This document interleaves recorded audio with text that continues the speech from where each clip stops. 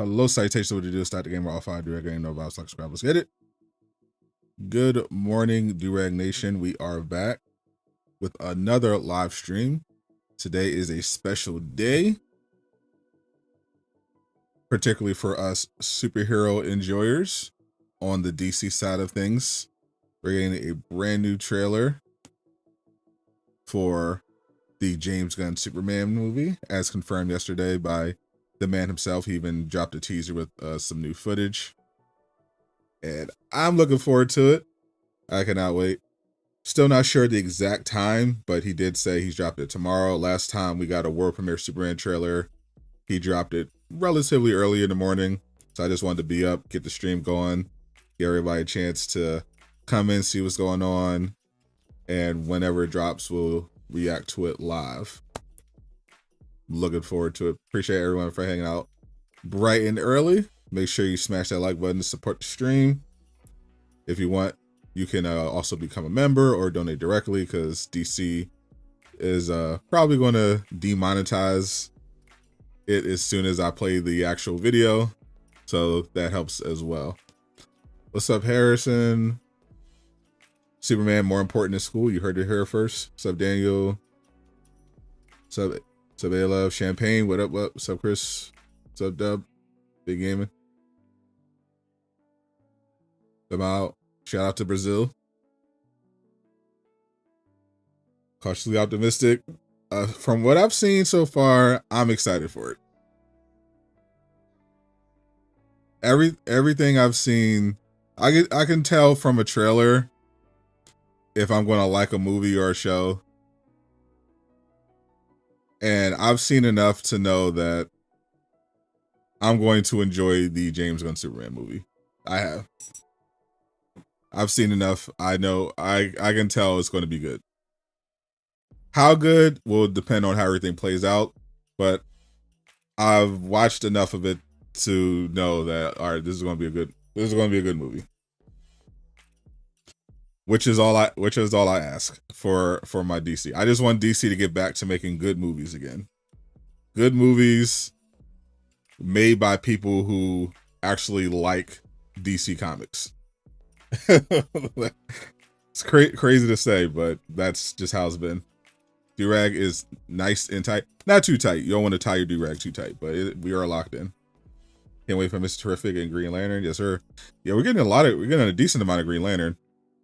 They dropped the Peacemaker trailer.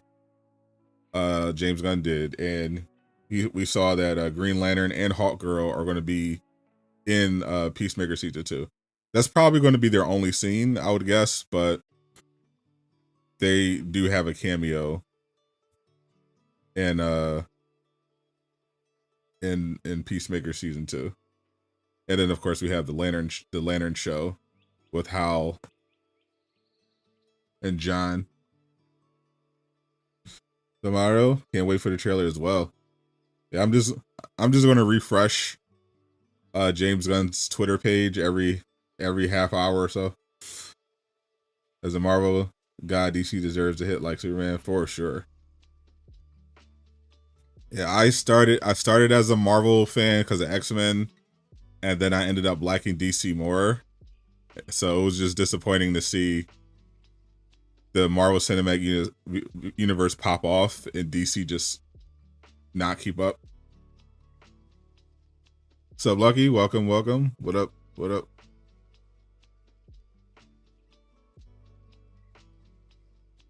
Did not watch Andor season finale.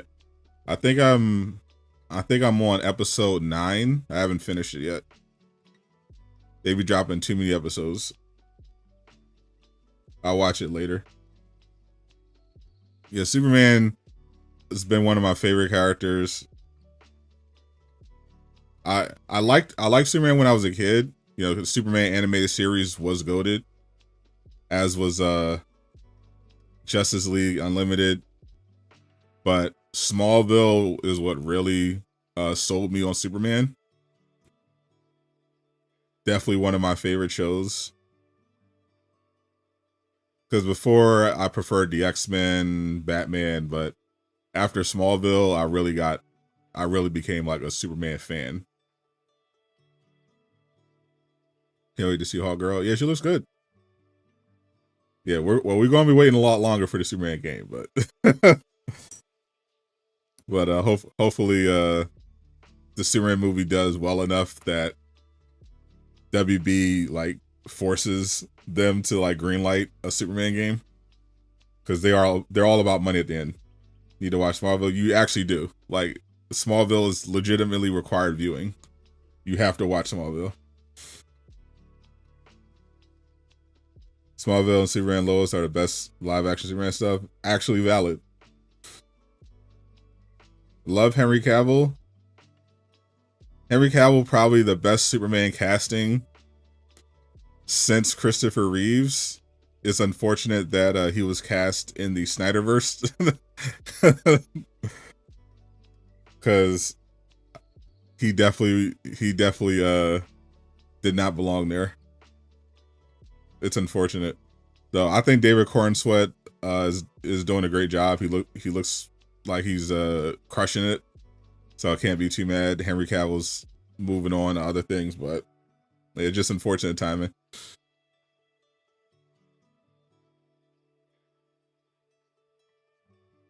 Yeah, there's no doubt. Like the one thing we've seen under Zaslav is that he's all about the money.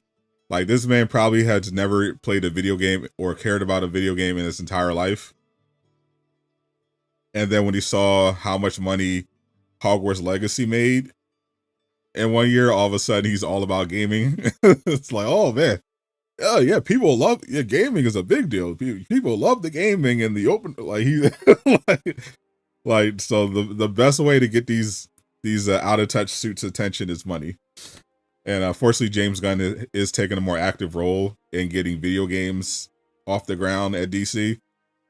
So if Superman does well, it'll make his job even easier. Didn't like Zack Snyder vision. I think Zack Snyder is a talented director with some very obvious flaws, but I thought he was a bad fit to make a Superman movie. I think Zack Snyder should have made a Batman movie. I think the Snyderverse should have had a Batman movie to start off, Ben Affleck Batman movie, and somebody else should have did Superman, because I don't think Superman lines up with the Zack Snyder's creative vision. He's not that guy.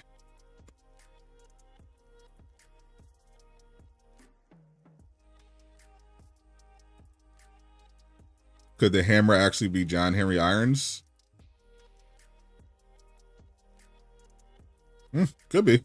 There are some theories about who. Let me see.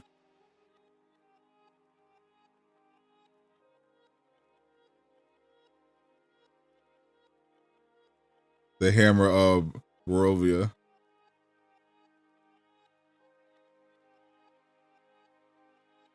That should be interesting to see how that plays out. Last Superman game you played was Superman Returns. That's the last one that came out. I had a lot of fun with that game too. Have a feeling David Corenswet could see Henry Cavill. Yeah, he definitely needs to hit the gym a little to get up there with Henry Cavill. But he's got the look. Otherwise, he's a really good actor. And he's younger, so they'll have him for longer. Though Henry Cavill's a demigod, so I don't think aging was even that big a deal to begin with. Yeah, I enjoyed Man of Steel, but it wasn't a real Superman movie. That was my issue. And then I did not like Batman v Superman.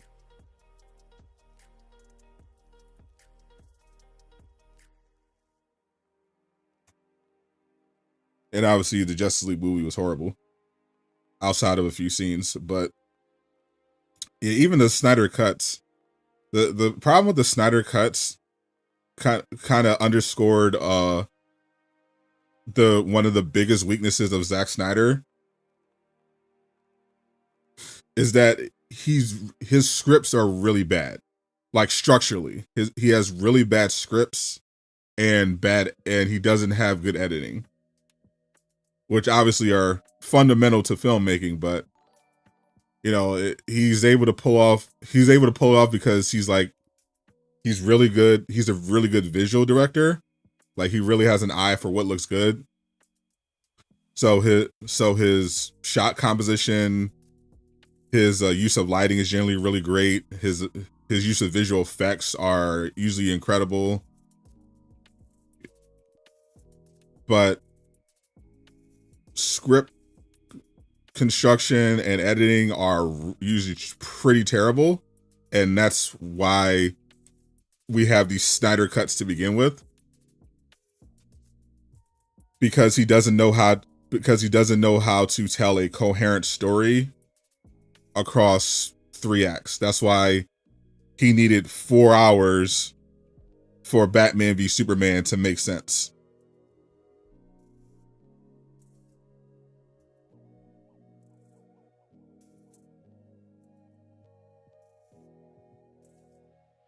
You know, the best Superman movie? I mean, I'd say it's technically Man of Steel, because realistically, the problem is, like, actually, like, if you want to talk about the best Batman movie, you have a lot to choose from. The best live action Superman stuff has been on television. Like, in general, the best Superman media has been on television. Like, everyone loves, you know, the Christopher Reeves Superman. You know, they have a lot of historic clout, but they aren't good movies by any means. Like, they don't age well. They're bad movies, but they were iconic at the time. But you can point to a bunch of Batman movies that say, oh yeah, those are objectively just great movies. You can't really do that for Superman. Like, the Christopher Reeves ones are bad. Superman Returns was mid. Man of Steel was really solid, but obviously had a lot of problems. Like, the best Superman media, the best live action Superman legitimately is Superman and Lois and Smallville. Those are the best live action Superman adaptations, and like, it's not even close. Whereas Batman, you can go back to the Val Kilmer, and you know, you could go back to, you know, obviously Christopher Nolan stuff. Like, movie wise, you know, Superman hasn't been that successful, and I think this will be the first time. James Gunn will be, I think, the first time we have in a while we have like our legitimately great Superman movie.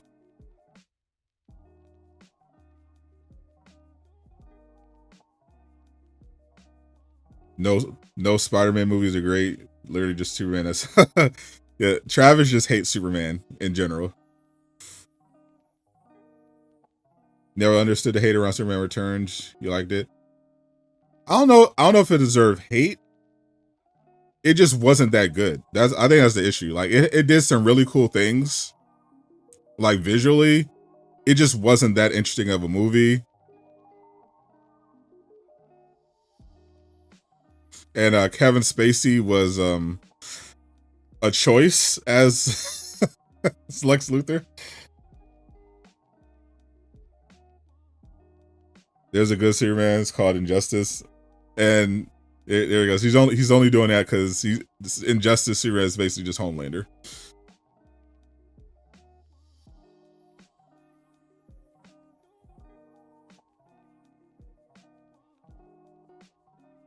First Superman movie. I challenge anyone to actually say a Superman movie good. Like, if you want to say Man of Steel is good, I can say sure. I don't think it's a bad movie by any means. I don't think it's a good Superman movie, but I think it's a really solid a really good superhero movie. I don't think it's a good Superman movie. Superman Returns, I think, is just mid. The Christopher Reeves Superman movies are just ass. I'm sorry, they're just ass. we respect the legacy, you know, paving the way and all that good stuff. Just like we respect Adam West. You know, it was a product of its time. But I'm not going to give something a pass just because it was old. It's ass. I'm sorry. Like Star Wars was old, but there's a reason why people still can rewatch Empire Strikes Back and properly glaze it, because it doesn't matter that it's old. It's still great objectively.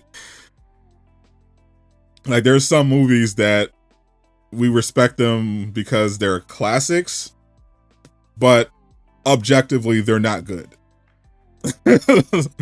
Like you can, like, no matter how much time passes, you can always go back to the original George Lucas Star Wars movies and say those are good.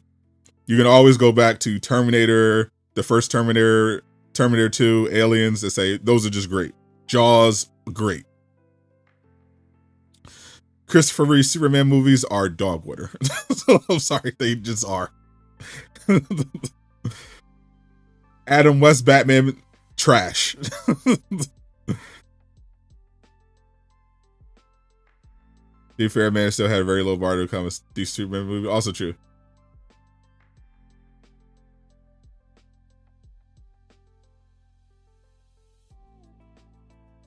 Yeah, that is accurate. Star Wars old but good. Superman old but ass. Very true. Yeah, I think Tom Welling is definitely my favorite Superman.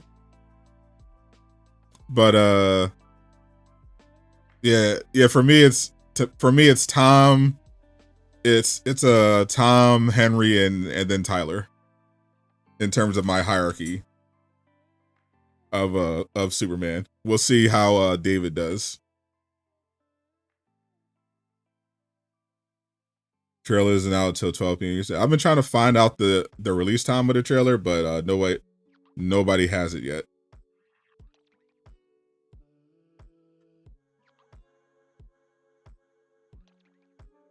But I'm always down for a long stream. But yeah, they haven't officially announced what time the trailer is going live.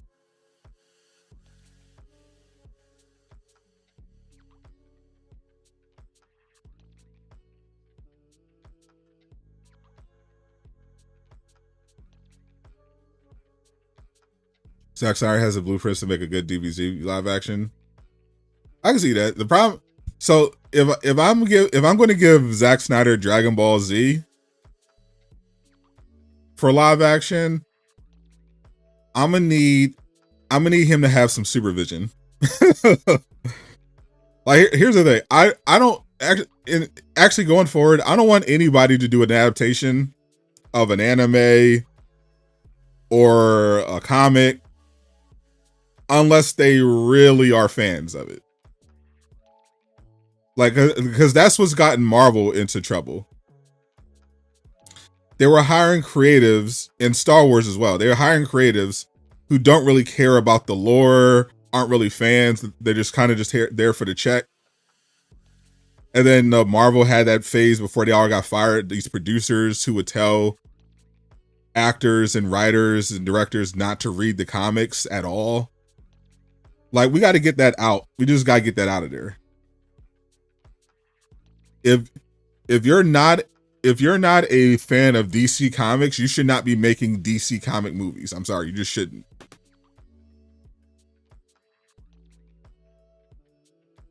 Like, it's not what odds are is not going to end well. Like, you have to have a respect and appreciation for the source material in order to adapt the source material. Like, it's common sense, but you know, Hollywood's stupid, so they had to relearn that lesson.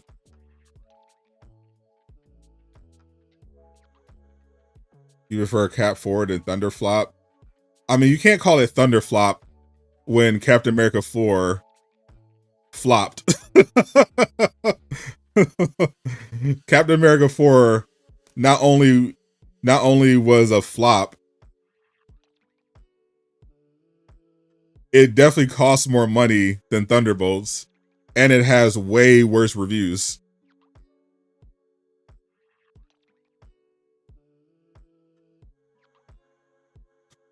like Thunderbolts ultimately, is it going to be a huge box office success?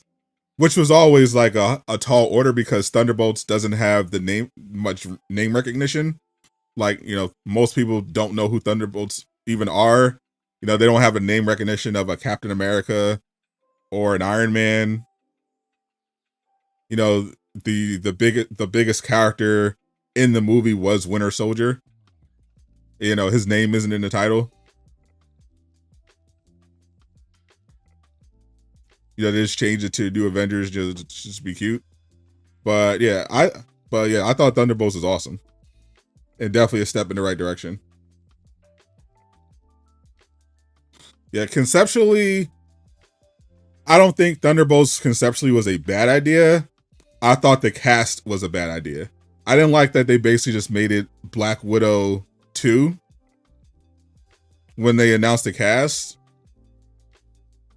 Because, like, based on who's in the Thunderbolts in the comics, that could have made for a really interesting movie, especially using the Sentry as the main villain. But they wanted the continuity. They wanted to promote, Red Guardian and Yelena and all that. But they still did a great job with it. I thought it was still a good movie.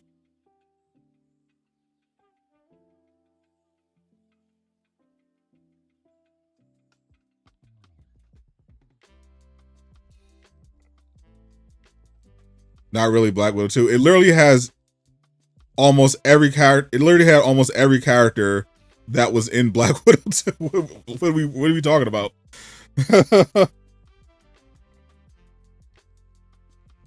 It stars Yelena, fresh from Black Widow. Val. It's got Red Guardian. It had Taskmaster. like what are we talking about?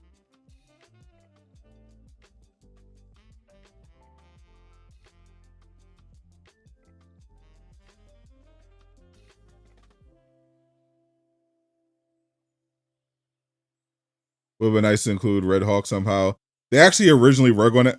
I'm so glad they didn't. They were originally going because Captain America 4 ended up basically being a sequel to the Ed Norton Hulk movie, and they did all the Red Hawk stuff. And there was originally a draft of the Thunderbolts that was going to have. So they actually changed up. They actually changed up a lot of the movie. Like originally, Taskmaster was going to have a much bigger role in the movie. They were going to have Red Hawk be they're actually originally going to have John Walker turn into Hulk and make him the villain of the movie. Like Thunderbolts originally was going to be complete dogwood. Like it was going to be terrible before the rewrites.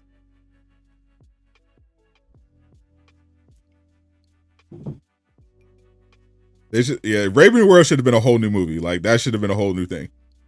I firmly believe that Brave New World should have just been Captain America. It should have just been Falcon and Winter Soldier. Instead of that Disney Plus show, Falcon and Winter Soldier should have just been the movie. That should have been the movie. Captain America 4 should have just been Falcon and Winter Soldier.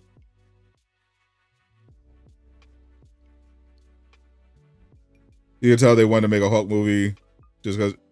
Yeah, for sure. Like once they get the right situations handled, then they can do a proper Hulk movie, hopefully. But yeah, throwing that into Captain America Brave New World was not it.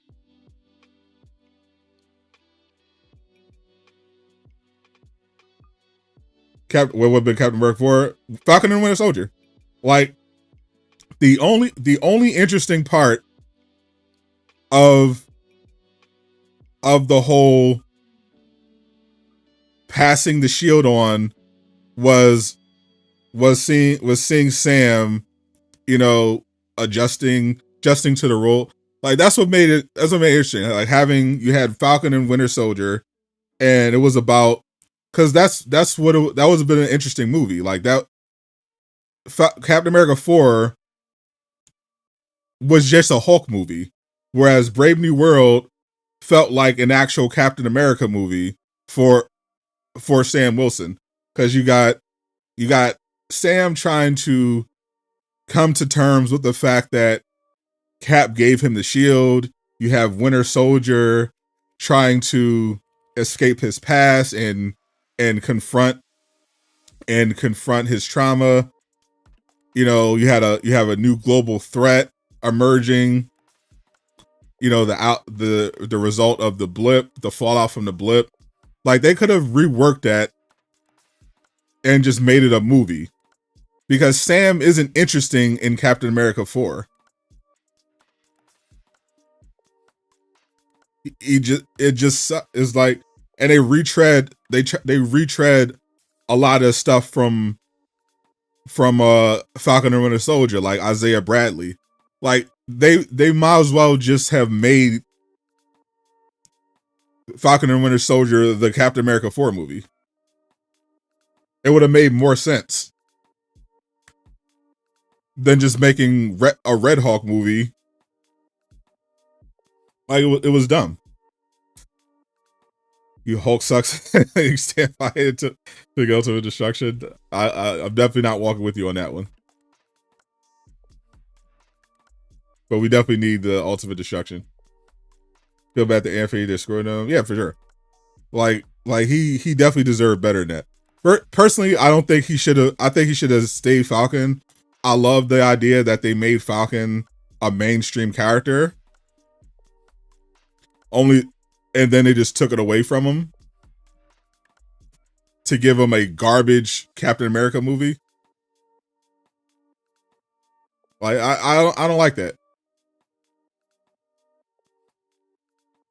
And then just give Falcon over to some nobody who was just annoying the whole movie.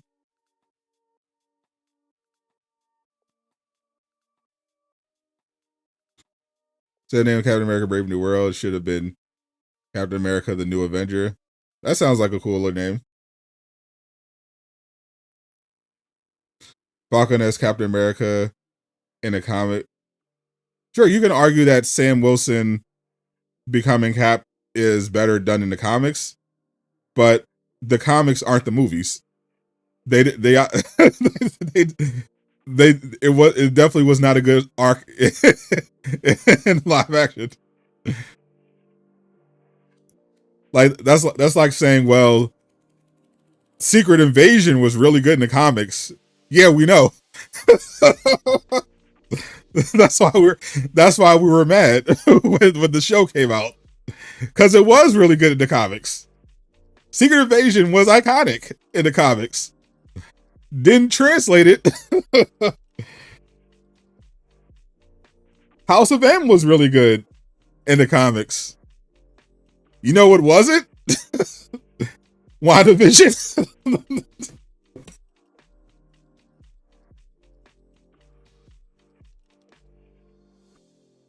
I think the last time they dropped the trailer at 10, but I haven't actually seen anybody confirm when it's coming out. James Gunn didn't mention it.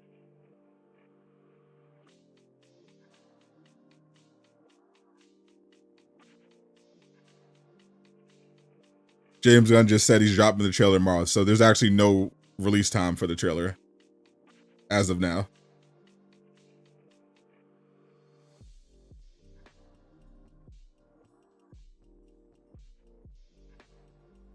WandaVision started out really good and then completely fell off the rails.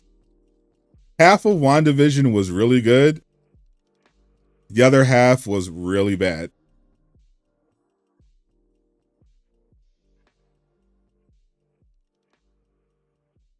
You found a list of people. What does that mean? What list of people? I'm looking at all the official news articles that are covering the Superman trailer, and none of them have the time.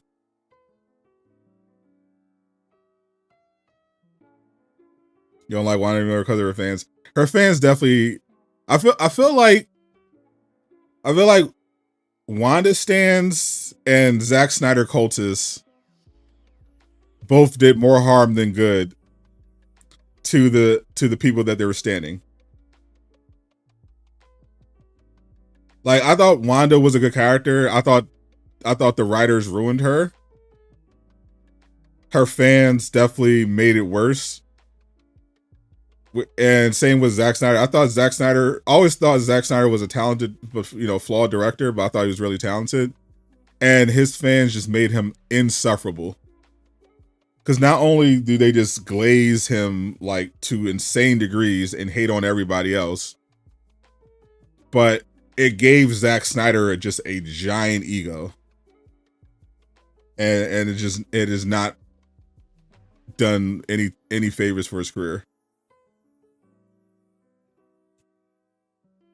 It's crazy that Marvel put out the Ironheart trailer on the same day as Superman.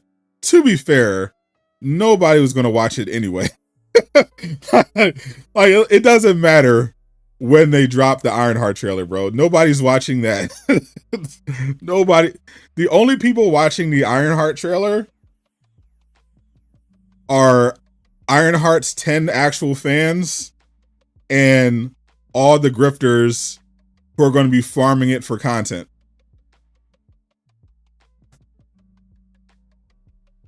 Nobody else is genuinely interested in Ironheart.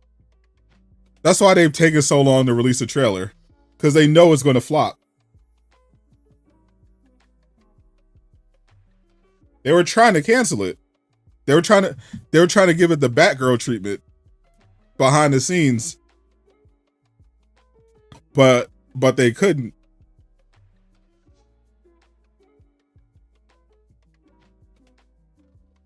Ironheart is going to be dope. Ironheart is an insane hill to die on, bro. There's no way. You have to have the worst taste. You have to have just absolutely dog water taste if you think Ironheart is the pinnacle of media.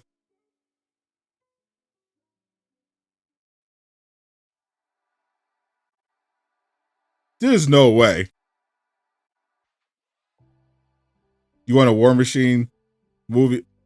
Yeah, how about we finally get, I mean, let's be honest, it's never coming out. They've been talking about Armor Wars for what, 5 years now? It's never happening. They just did Don Cheadle dirty. Especially after Secret Invasion.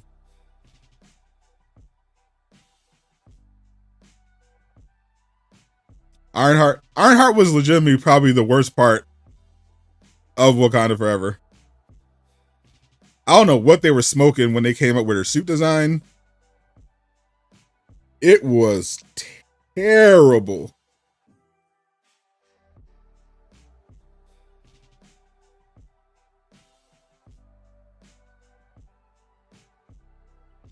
I prefer DC over Marvel. Armor Wars could have been good, but Marvel likes to F around for sure. Where's the countdown? Don't have one because James Gunn didn't tell us when it was coming out. As long as they stay away from Cable, is your favorite hero? Who's like the henchman from Reboot? It looks like a rejected Power Ranger concept art. Like, it looks like somebody who was working on Power Rangers brought their 12-year-old into work and had them sketch their own Megazord. It was like, and somebody at Marvel found it, was like, yeah, that's the one. That suit was ass, bro. What are they doing? Like, if you're gonna do Ironheart, at least use her suit from the comics, bro. At least.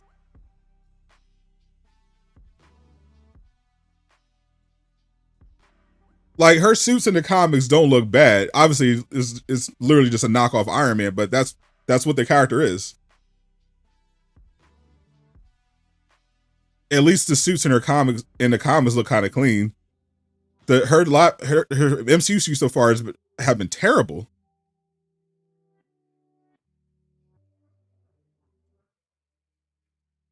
Like, I don't know what they're thinking. Like why? That's like legitimately, I don't know who it's for.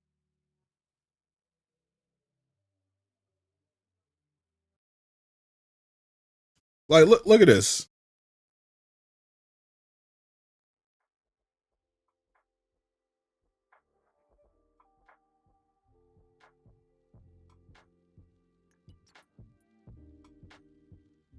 Legitimately, I have no idea who they made this for. Ironheart fans, the handful of Ironheart fans from the comics, obviously, are going to have issues with this interpretation. MCU fans are like, who is this? Why are we not getting Iron Man? Like legitimately, I don't know who it's for.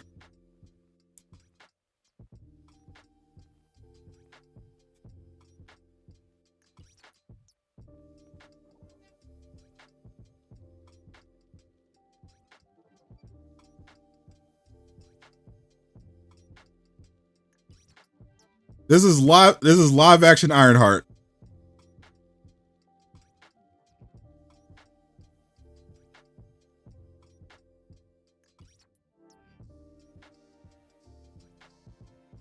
Comic book Ironheart.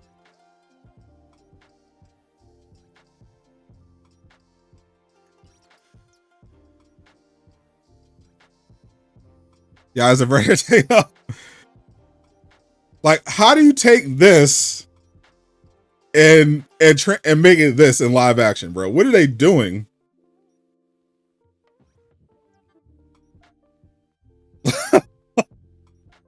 Like, who signed off on this? Yeah, she looks 10 times better in the comics.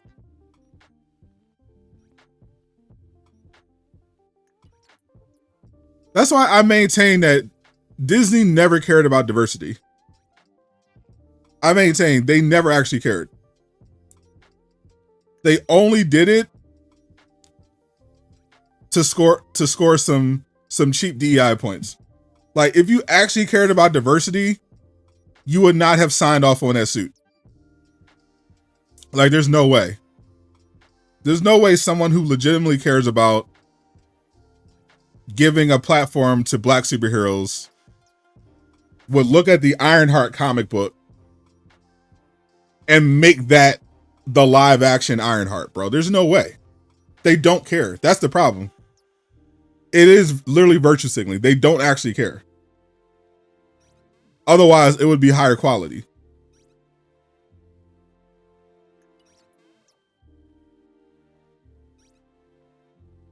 You want no more nanotech suit? Looks like T-movie YouTubers. Yeah, exactly. They care about appearing to care about diversity. That's why they covered up Chadwick Boseman's face when promoting Black Panther in China and removed Finn from the poster. They don't actually care about diversity. They care, yeah, that's exactly what they care about, appearing like they care about diversity. They don't actually care about it. Disney don't care because they did. Blade would have been out. Also true. Like, how many years has it now been since they've been trying to make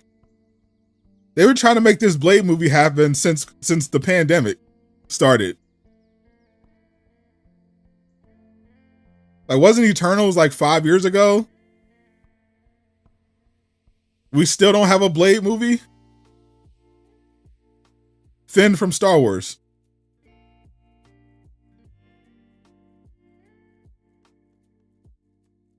Yeah, I don't think Ironheart is a good character. I don't think Ironheart's particularly interesting.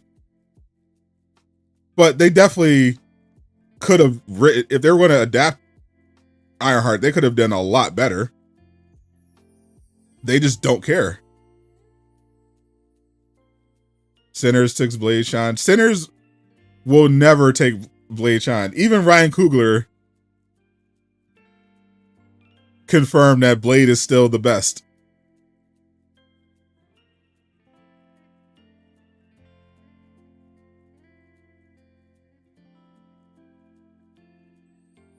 You want to watch the Eternals? Do you though?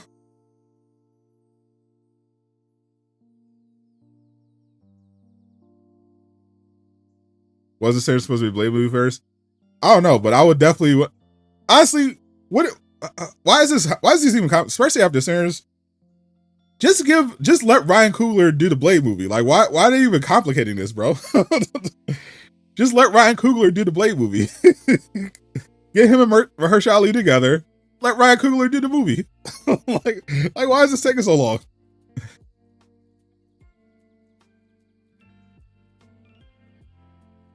Literally, just give it to Ryan Coogler. Like, what are we doing? Just give it to Ryan Coogler or Jordan Peele, and just get out the way. Give it to Jordan Peele and Ryan Coogler and just get out the way. Just let them do whatever they want. Give them like $80 million and just F off. Just come back when it's done.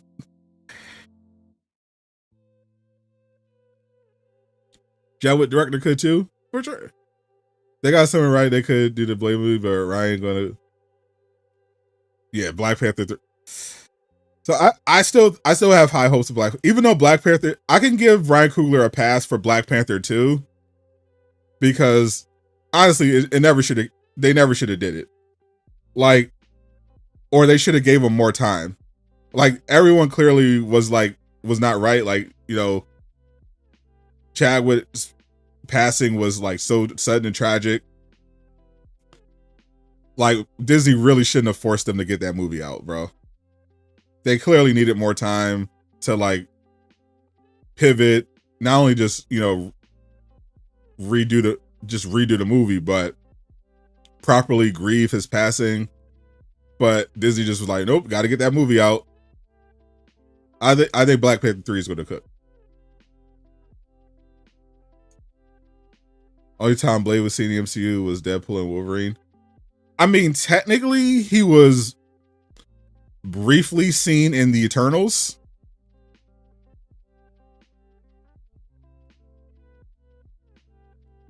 Or at least we heard. At least we saw part of him and heard his voice.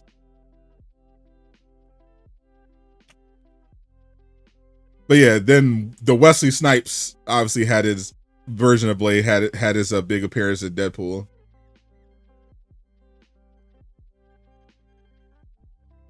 Oh, new suit, finally a suit worthy for Superman. Would a Blade movie be worth it if it's not rated R? It would not. You got to have an R-rated Blade movie for sure. Black Panther 1 did not suck. You're crazy.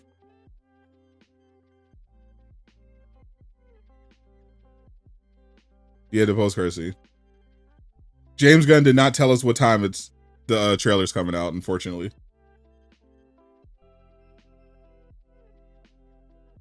He does a bit of trolling. But you know what did just come out? More importantly, we just got the world premiere of the Ironheart trailer. Just dropped on the timeline. First trailer for Ironheart. 9 o'clock on the dot. Do I have a favorite Batman suit from the comics or movies? My favorite movie Batman suit is probably the Robert Pattinson Batman. I think he has the coolest look for a live action Batman. I love what they did with that suit. I think it looks really cinematic and cool, especially for a Batman Year One. Comics, I'm a big fan of the Hellbat.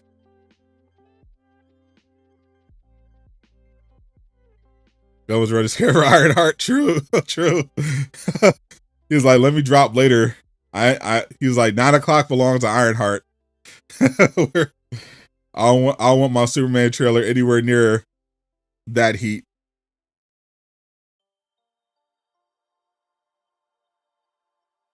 PG rated Blade would be like having G rated Deadpool. Exactly. Like no one wants to see that. Gonna watch the third Guardians tonight? Oh, you'll love it. Prepare to cry.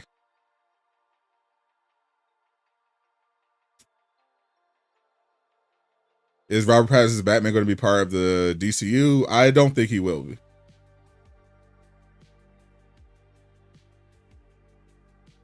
I think James Gunn is going to get another Batman to do Brave and the Bold. Because Robert Pattinson doesn't fit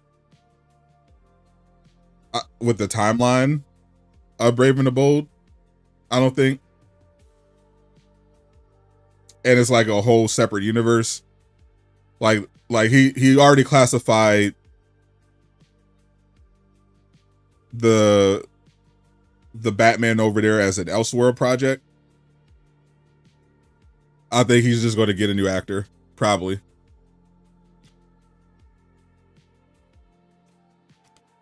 If it was more popular, maybe. But I think he's probably just gonna get into Batman. Because Brave and the Bold is supposed to deal with a Batman who's like who knows Superman. He's got a son, he's got Damian Wayne. Like I think they're just gonna need to get a new Batman.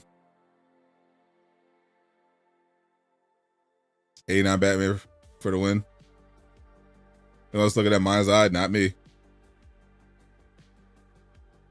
You begin to like the new Superman suit, only when covered with dirt. I like the suit. I like that it's a classic with a little bit of a modern twist.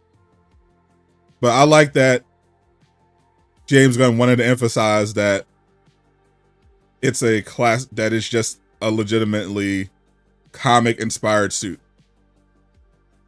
I think what's throwing people off is that David Corenswet doesn't fill the suit, literally doesn't fill the suit like Henry does. Like, cause the Man of Steel suit isn't great. It just Henry looks great in it. Because he's literally built like Superman. Like, the man is huge. But people were saying, like, initially they thought Corenswet's Superman suit looked baggy. I think they're going to change the suit in subsequent movies, but this is like supposed to be Superman's first suit, which I think it definitely fits the aesthetic for that. But also he's not like super ripped, so it's not like tight fitting like Henry's is, and it just doesn't look as good because of that.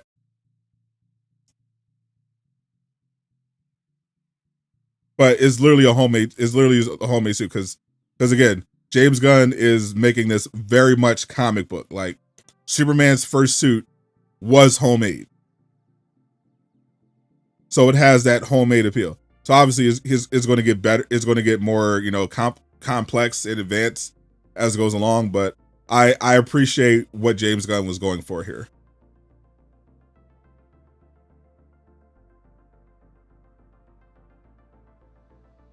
Warner Brothers YouTube actually playing Superman 2 Christopher Reeves right now. Probably dropping after that. Yeah, probably. I'm checking in. Like, obviously they're not going to drop it for a little while now because Ironheart trailer just came out. So, they don't want to have to compete with that.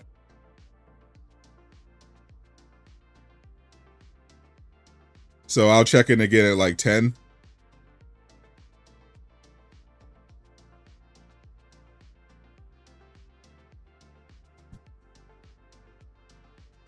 Henry suit is still too dark. Yeah, that's what I was saying. It's not everything about the Snyder's Man of Steel. It wasn't Superman. Like, it's dark and gritty, and it doesn't have the brightness and the hopeful. Like, everything about it was just like so like dark and mechanical. It didn't feel it didn't feel like a comic book movie, you know. And I think that's the main difference between Zack Snyder's Superman and James Gunn's. Like, you could tell from watching both just looking at the trailers for both, comparing the trailer for Man of Steel with the trailer for James Gunn Superman, you could tell just by comparing the trailers that James Gunn is a huge DC comic nerd and Zack Snyder isn't. I think that was the biggest difference. What's up, No Cap? Welcome, welcome. Superman better not have Marvel humor. I mean, it's definitely has some humor, like we saw in the extended preview. It's kind of some of the humor, but which I wouldn't even call Marvel humor. It's just kind of James Gunn humor. But James Gunn shows that he can be very serious, so I'm not too worried.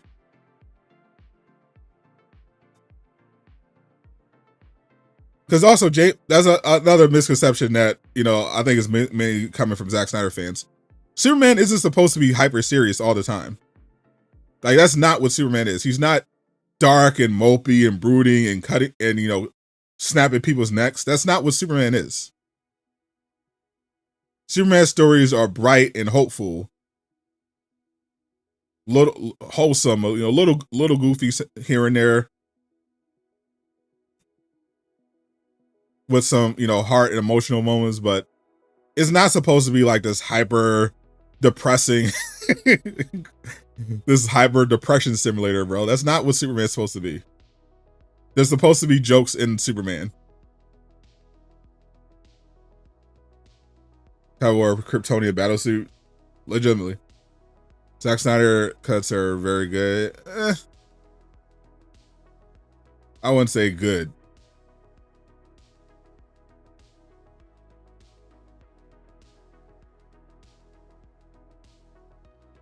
Superman is not a murderer in the comics. Like, first of all, when you say the comics, you have to do it accurately. There have been thousands of Superman comics. There are a lot of different interpretations of Superman over the years. You have interpretations of Superman where he's effectively a god. You have versions of Superman where he's evil.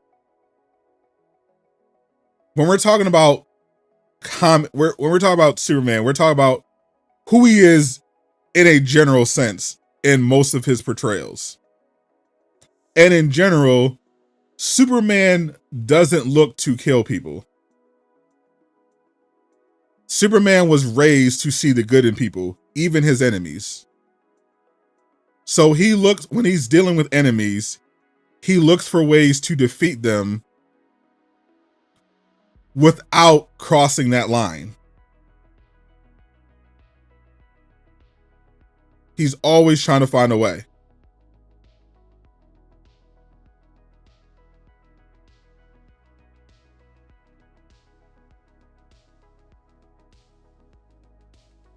That's how Superman was a take on what would happen if an alien with powers lives amongst us.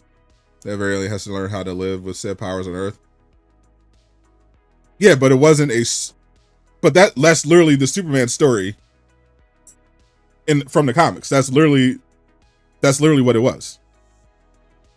We've seen good realistic takes on the Superman origin story done better, like Smallville. Superman and Lois, the comics. like it's not realistic. It just wasn't good. It was Zack Snyder's take on Superman. It wasn't realistic. It was just Zack Snyder's vision of a Superman story. And Zack Snyder likes darker content. Like, that's just aesthetically what he likes. He likes darker stories, more muted colors. That's who he is. That's why I thought he should have done Batman instead of Superman, because I don't think he was the right fit creatively for a Superman movie.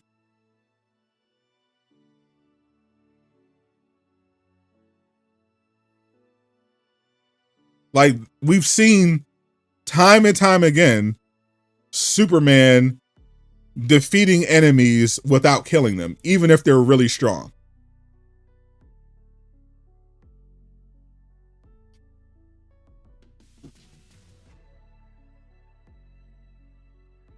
Man of Steel is a decent movie, not a good Superman movie. Exactly.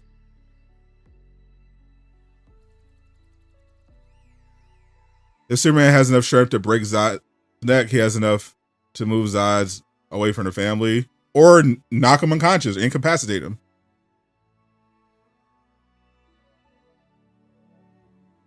Batman does not kill because he's afraid of what he will become. Superman does not kill because he's a good guy. But if for the better good and with loud choice, that's where I call a cap. Superman would say there's always another way. Batman would say we have to look at the greater good. That's why Batman came up with a contingency plan by analyzing the Justice League's weaknesses, just in case one day they turned on the world and needed to be put down. Batman is the guy who would make that choice. That's the compelling thing about Batman. He doesn't kill, not because he doesn't want to, but because of restraint. He wants to be a better symbol.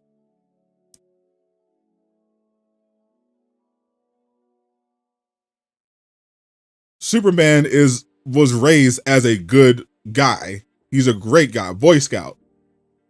But also he's mindful of how powerful he is. So he's always holding back. Always. He's afraid of, because he's also afraid of what he could become if he loses control, because he has godlike power.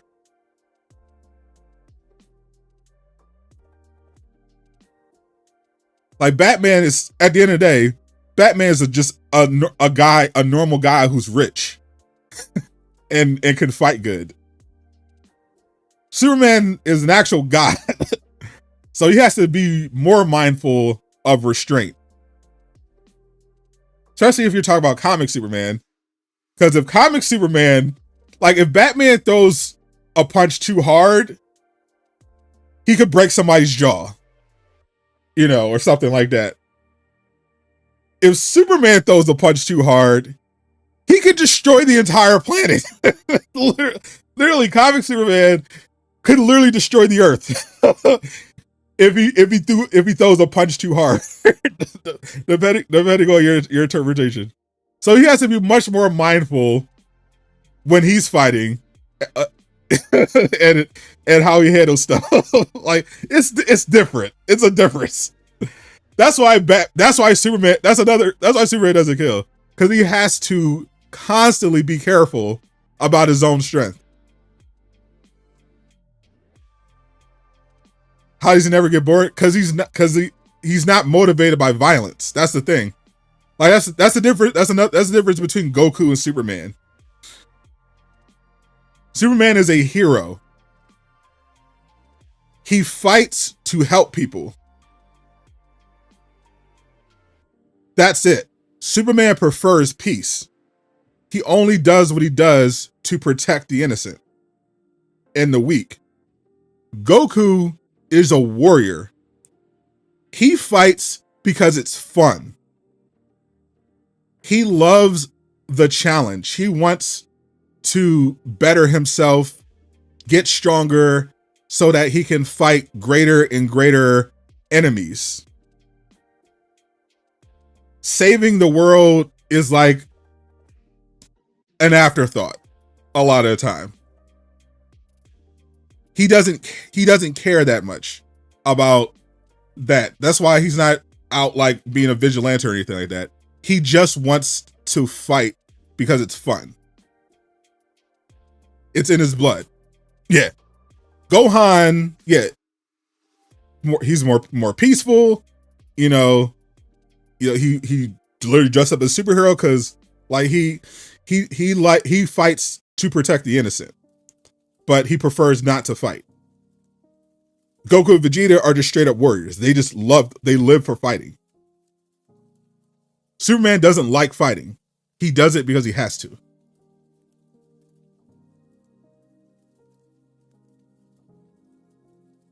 Sorry, Superman killed one guy. He's not Homelander. We're not saying he's Homelander. Though, I don't know, though Justice League Superman definitely had that Homelander vibe.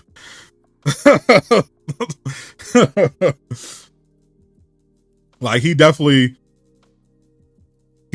was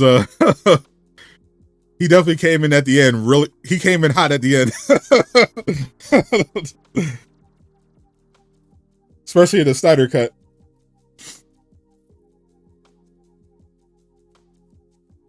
Kryptonians versus Saiyans. I think Kryptonians in general are stronger. Don't let the Saiyans find kryptonite. I mean, even if you let them find kryptonite, it wouldn't do anything. Because that's the other thing about Saiyans. It's one of their flaws, but they're very prideful. Like, it's completely out of character for a Saiyan to use kryptonite. Like, a Saiyan would never use kryptonite to beat a Kryptonian. If Goku or Vegeta were fighting a Kryptonian and kryptonite just so happened to hit the battlefield, they would throw it into outer space. Because they would never want to win a fight like that. Goku's not an outlier. He's an outlier in that he's only an outlier because he was raised because of how he's raised. But he still has, and it comes out when he goes Super Saiyan especially, he still has the Saiyan pride. Vegeta's more prideful because he was raised as a Saiyan royalty. But it's a consistent. Nappa, you can go through any Saiyan.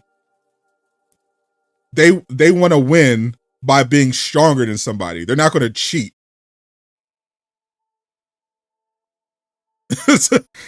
They would not use kryptonite. Especially like Vegeta. He would never.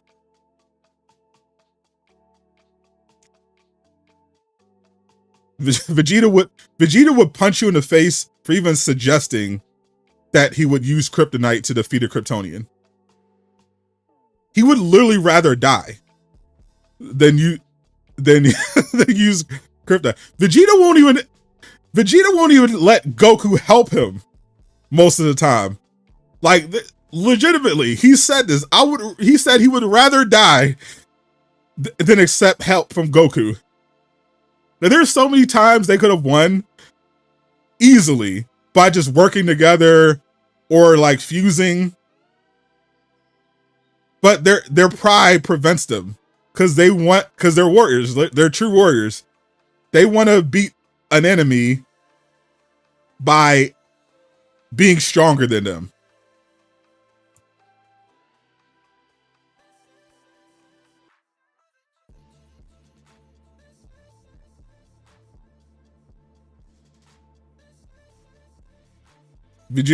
Babidi tried to control Vegeta's mind.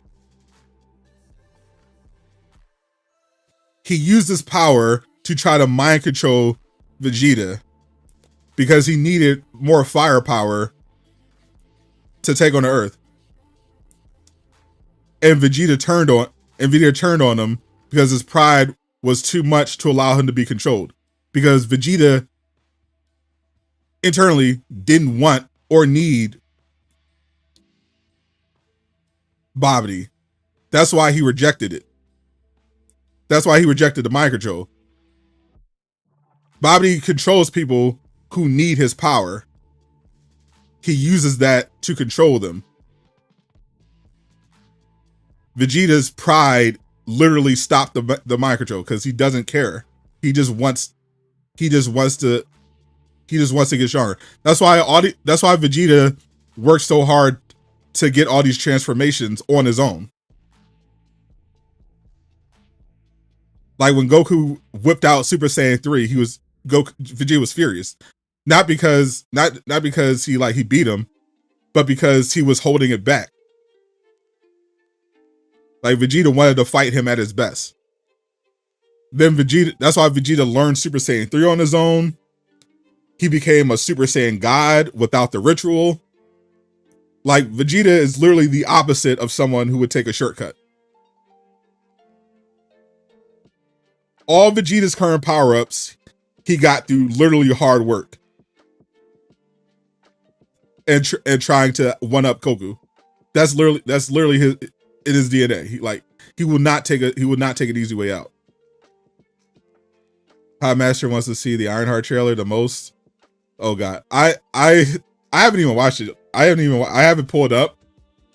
I don't even want to watch it because I've seen. So I don't know what trailer this is. I've seen an Ironheart trailer before. I don't know if I saw a leaked trailer. But I've seen it. I've seen an Ironheart trailer before. I don't know if it was a leaked trailer at a Comic-Con. This is a new trailer, but I've seen it. I've seen one before, and it was bad. That's why. This one looks like it's newer than the one that I saw. It's got some new footage, so maybe I'll check it out later. But yeah, it's definitely not something I'm looking forward to.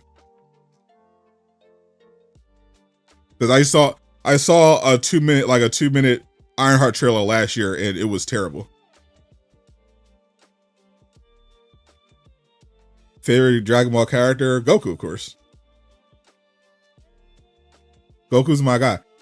Even though Vegeta is a better character, objectively, Vegeta is a better character than Goku. But Goku just has all the aura.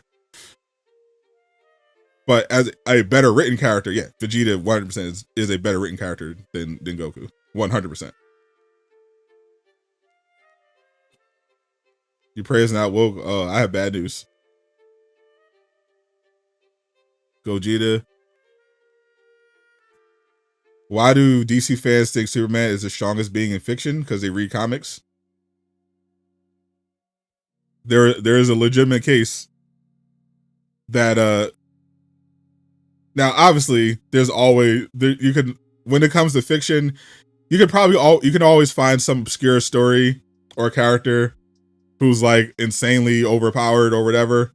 But I don't think you realize the different interpretations of Superman that we've had over the years, and how like overpowered some versions of Superman are.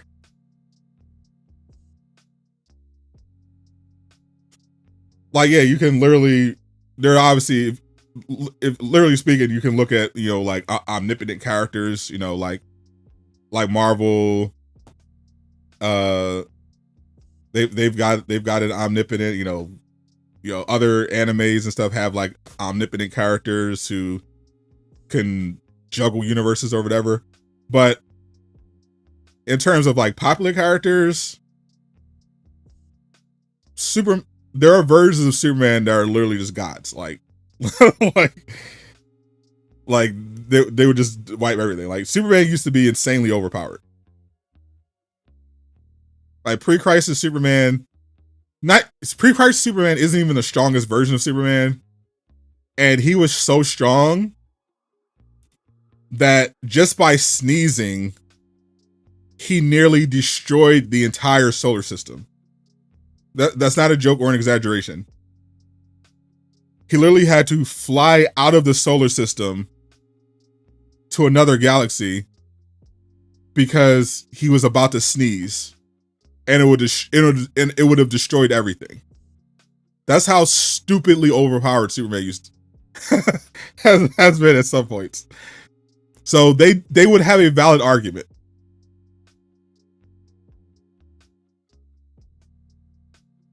Okay, after watching the trailer, you think Ironheart may be the first series to get negative viewership? Well, that's because you're a bigot, Jay.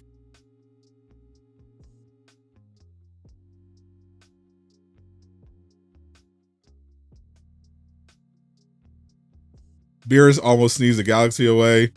Beerus, when he was sleeping, I remember the episode. He was sleeping, and Goku's training was that he needed to clean while Beerus was sleeping, because Beerus would like sneeze or something in his sleep, and he would shoot out energy attacks. The most he did was like destroy a sun, like a nearby sun.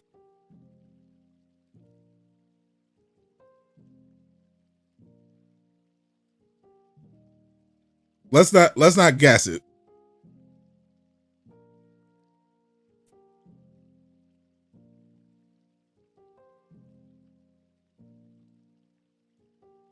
Why do we have Ironheart? I mean, it's obvious why we have Ironheart. Marvel was trying to, at one point, make their all different comic book run part of the live action. And then when they saw how bad their project started performing, they began pivoting. And now they had to release Ironheart. They've been trying. Ironheart is like one of the last of those projects. I mean, it was just too late for them to cancel it. That's why they haven't been really marketing it that well. That's why it took so long to release, even though it's been done for like over a year. Like, they weren't doing reshoots. They just were trying to find a way to shelve it permanently.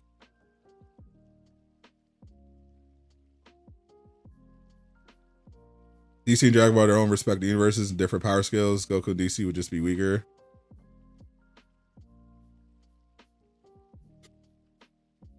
I don't know about that. Goku would definitely be weaker in DC. Goku would be obviously extremely strong in DC. But the problem is that Goku wouldn't match up well in DC because DC has a lot of different types of power. Like in Dragon Ball, even within the Dragon Ball universe, magic is like a consistent weakness because most of the fighters are straightforward. Like you punch, you kick, you do explosive energy attacks. DC has all sorts of like magic and crazy stuff that gets around like just being physically strong. So yeah, Goku in the hierarchy of things would be fairly low because he still has like human weaknesses. Like he could get sick. He can't breathe in the vacuum of space. So like there are a lot of characters in DC that would just easily kill Goku because he has those human weaknesses.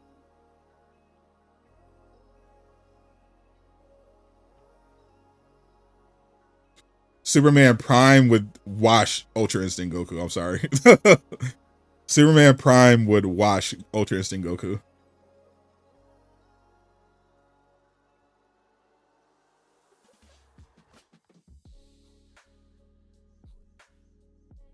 Dr. Fate is DC's Doctor Strange.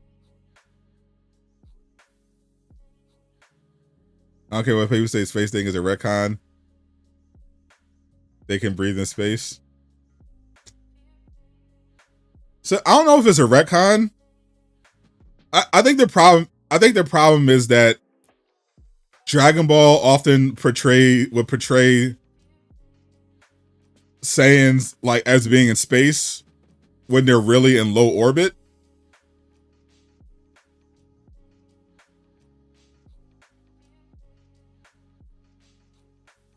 Like the whole Goku versus Beerus fight technically took place in low orbit. If you read like the notes and what the writers are saying, but it looks like they're fighting in space. And like that's just consistently how Toriyama would write it.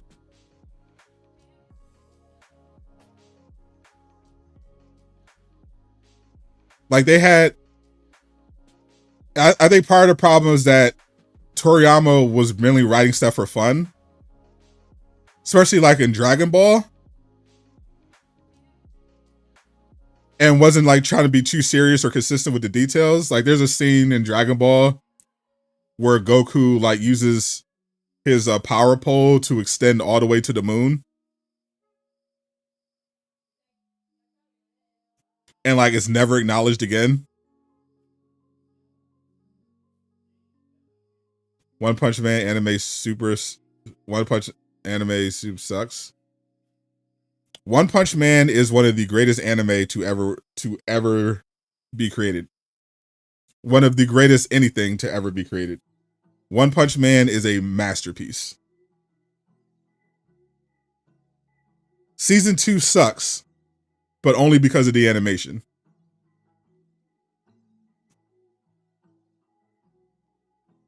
The story is still good, but they fumbled by going to an inferior studio.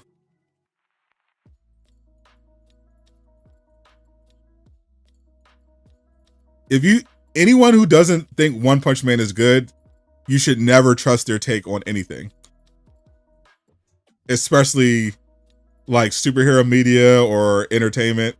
Like objectively, if you don't like One Punch Man, you have no taste. like that's like there's not even like an art of subject. Like objectively, One Punch Man season 2 is a perfect action anime parody. It's flawless. It is a masterpiece. If you disagree, it's because you suck. It's just the facts. It's like it's not even true. Legitimately, if you don't like One Punch Man season 1, it's because you have no taste and it went over your head.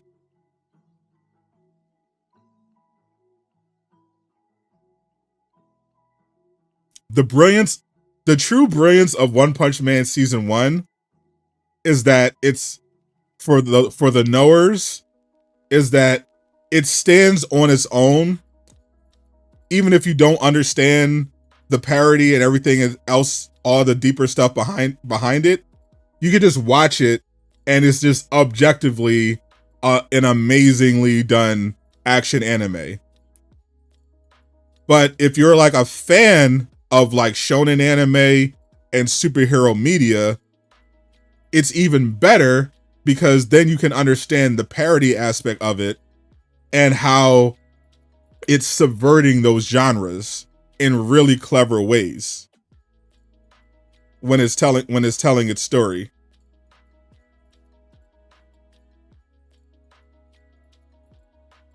And again, it's doing it while having this beautiful spectacle of like some of the best animation we've ever seen and just insane fight choreography.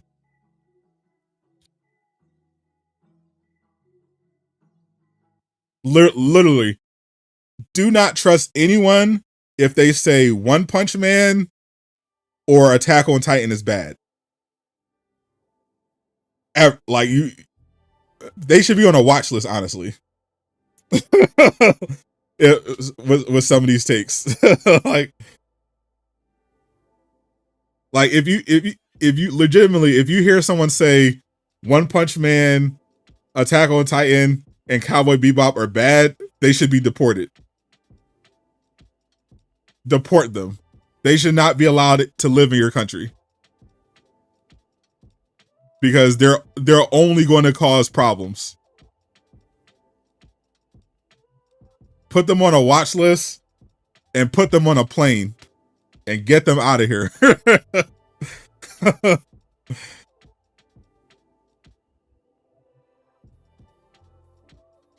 Just watch the Ironheart trailer. There's nothing in that trailer to convince you to watch the series. So much bigotry. Don't you know how important Ironheart is? I was watching a little bit of it on mute to see if it's any better than the last trailer that I saw, and Doesn't look like much has changed, but they are using the fact that Ryan Coogler executive produced it really liberally. like they're really slapping Ryan Coogler's name all over that trailer to try to get people to watch. People are saying Attack on Titan is garbage. That's because there are in fact people who are dumb. You could always find somebody with terrible takes. There are people who think Secret Invasion was a good show.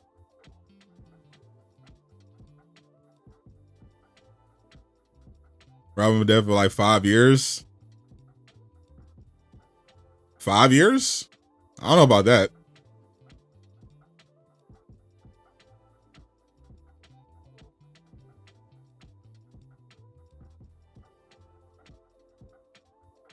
Watch Ironheart? I don't know about. Yeah.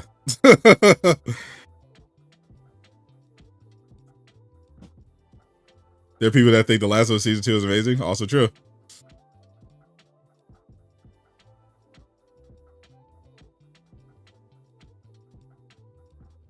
Legitimately, Secret Invasion should be removed from Disney Plus. Like, I'm not even joking. Like, I don't know why. I don't know how it's still on Disney Plus. Like, they should just throw that in the vault and never let it out.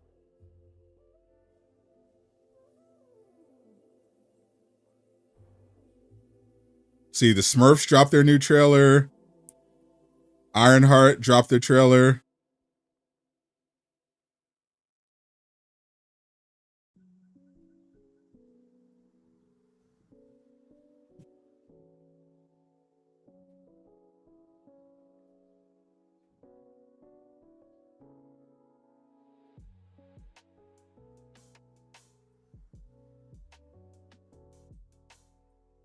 She's creating Natalie, so it doesn't look like we're gonna have the AI Tony Stark. Probably way too expensive.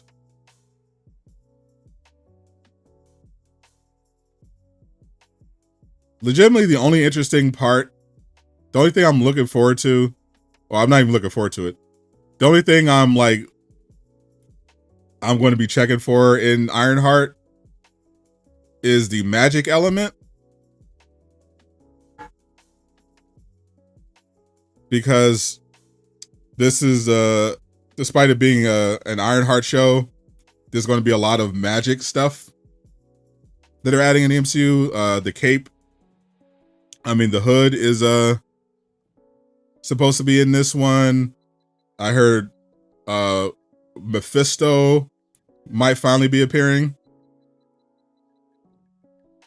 So some good might come out of Ironheart if we get Mephisto into the MCU.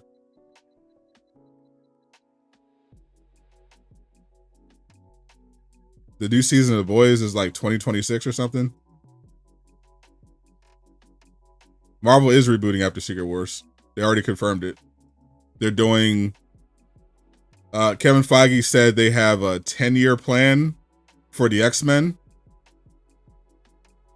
once Secret Wars is over. That's why there's going to be all these cameos and everything like that. They're bringing all these people back. Everything is leading up to Secret Wars. Just massive cameo after cameo. All this concluding this section of the MCU. And then they're going to start fresh with another 10-year saga. This one built around the X-Men. And they're going to be casting new people for X-Men. They're still going to be using Hugh Jackman for some stuff, but they're getting mostly, new X-Men.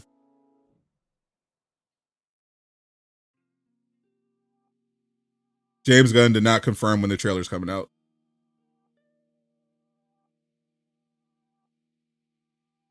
I think Jensen Ackles would kill it as Batman in DCU.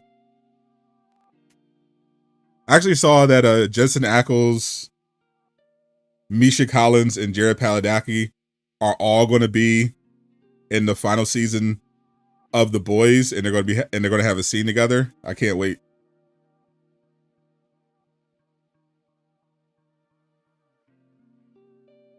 I don't know. I'm having a hard time picturing Jensen Ackles as Batman. Like, he obviously has the look, but to me, he's just Dean. He's always Dean. Even in The Boys, he's just like edgier Dean.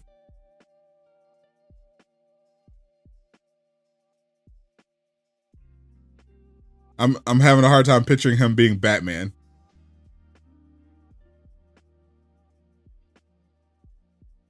James Gunn did not say when the trailer's dropping, just as dropping Wednesday. James Gunn is afraid of the fans' reaction. Clearly, James Gunn is afraid of Ironheart. That's why he didn't drop it at 9. Either pack's a good Batman for you. Looks like Corenswet. Like, even though he's like extremely ripped, maybe too ripped. The guy that plays Reacher, I think he could potentially be a good Batman. But it would be funnier to have him be the DCU Aquaman, because he was originally Aquaman in Smallville, and he does look like Aquaman. Like, he looks like a perfect Aquaman. Even more like, Jason Momoa never looked like Aquaman. We just liked him because Jason Momoa was cool. But he literally looks exactly like Aquaman, even more so than he did when he played him in Smallville. Like, he literally, like, if you look at Aquaman in the comic, it looks like he came to life in Reacher.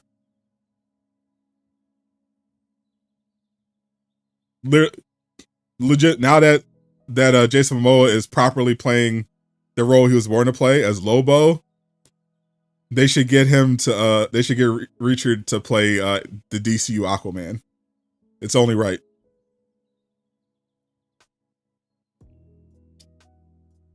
Looks exactly like him. Yeah, Alan, literally. So Kate. Not only did he play Aquaman in Smallville, he literally just looks exactly like him now. Alan Richson.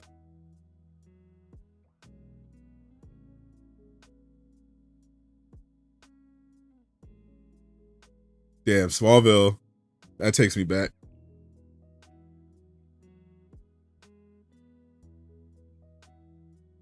I gotta do a rewatch of Smallville. That's such a great show.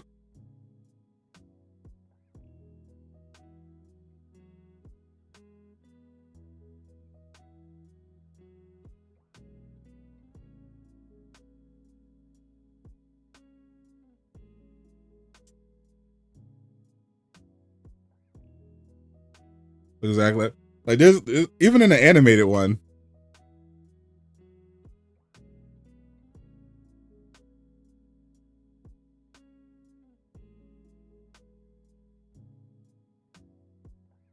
Even animated Aquaman looks just like him.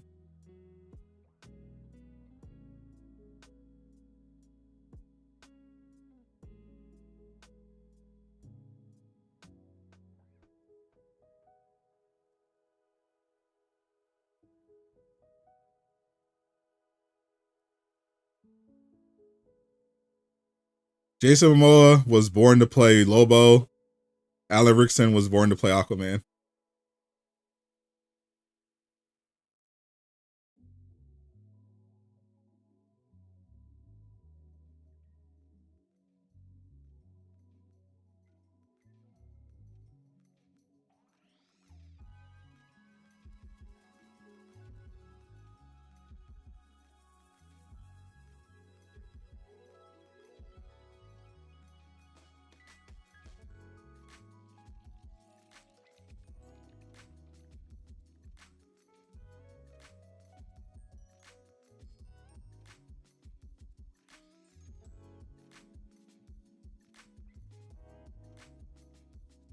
Literally perfect casting for Aquaman.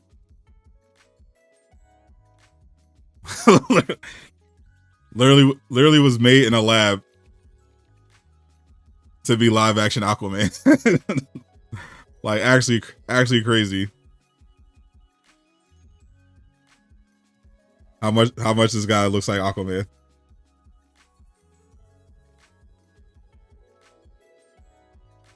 Don't make the mistake of going with someone younger because you think you're going to have a huge long cinematic universe. Go for the best actor. Role of a lifetime. Yeah, we know. We literally were just talking about that like a minute ago. That's why I said we said it was funny, because he played Aquaman in Smallville, and now that he's older, he looks even more like Aquaman because he's like insanely ripped now. But people were saying they thought he might be good for Batman.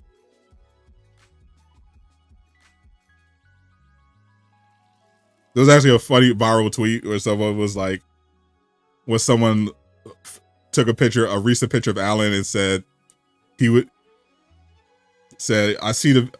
think he might be a good pick to be Aquaman. And all the Smallville fans was like, oh really? You don't say.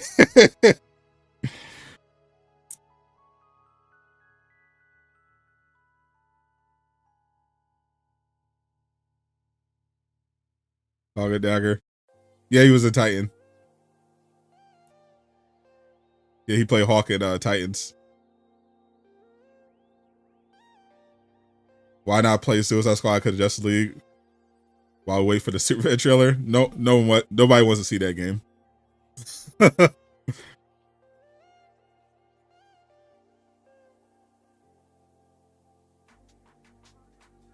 I don't know what people would rather see. Ironheart, an Ironheart trailer reaction, or Suicide Squad gameplay.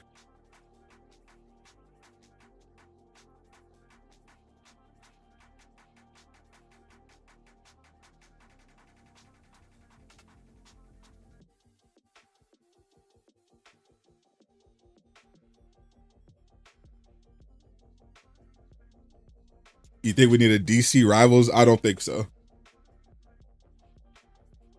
I think if the lesson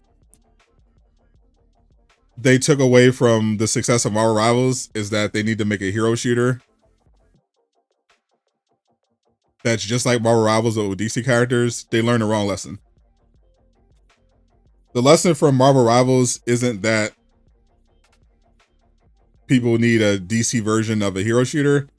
The lesson from Marvel Rivals is that there is a large underserved market looking for a good multiplayer superhero game with popular characters. And Marvel Rivals isn't even fully scratching that itch, which is what we're seeing by the player fall off. Because it's not quite scratching that itch for a lot of people. Because a lot of people don't like hero shooters. A lot of people never played hero shooters before, and this was like their first introduction. They only did it because they wanted to play a Marvel game. And now we're seeing the player base kind of level out where you got a lot of people from Overwatch and everything coming over. But they should go the opposite of making a hero shooter. They should either make a MOBA, or honestly, they should have been made a sequel to DC Universe Online. That still should be their priority. Just straight up make a DC Universe Online sequel. Whole new engine, better graphics, better combat. Just do it again. But make it a primarily PvE multiplayer superhero game. That's what Marvel Rivals taught us. That there are still a lot of people who, even though they enjoy the single player stuff, they want a really good multiplayer superhero game. What's up, Nava? that was the tragedy of Marvel's Avengers and why the game lasted as long as it did, despite all its flaws, is because Marvel's Avengers was giving players something that nobody else was giving them. Like all the other multiplayer superhero stuff were like fighting games or mobile games, and Marvel's Avengers was the first like high quality like console action brawler with like, you know, 3D visuals, realistic 3D visuals, and large maps, you know, fun brawly combat, a story, cooperative stuff. Like if DC can do another one like that, like just obviously do a much better job, it'll hit. Because even Suicide Squad, like it took a couple months for Suicide Squad to fall off, but the fact that it was as successful as it was is just more proof that people would just really want a PvE multiplayer superhero game. Like conceptually, Suicide Squad was a terrible idea. You know, it didn't have good reviews, but millions of people still bought it to try it out because they were hoping that it could fill that void. And then when they got the game, finished it, found out there's no content and there was really nothing else there, yeah, they just bailed, like after the Joker DLC.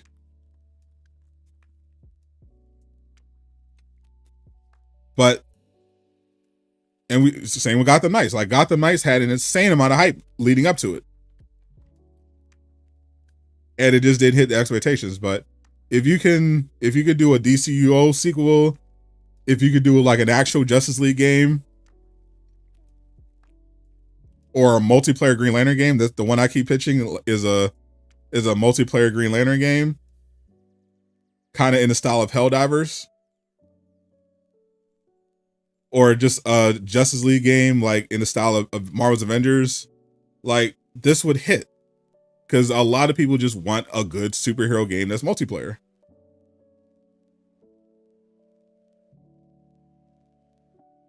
How do I get early access to games? By being a popular YouTuber that knows people. If you're a popular YouTuber, people will send you games all the time. If you know people, important people related to these studios, you get even more games. It's great. Networking will get you very far in life. You got to network, meet people, reach out, make relationships. No matter what industry you're in, it'll serve you well.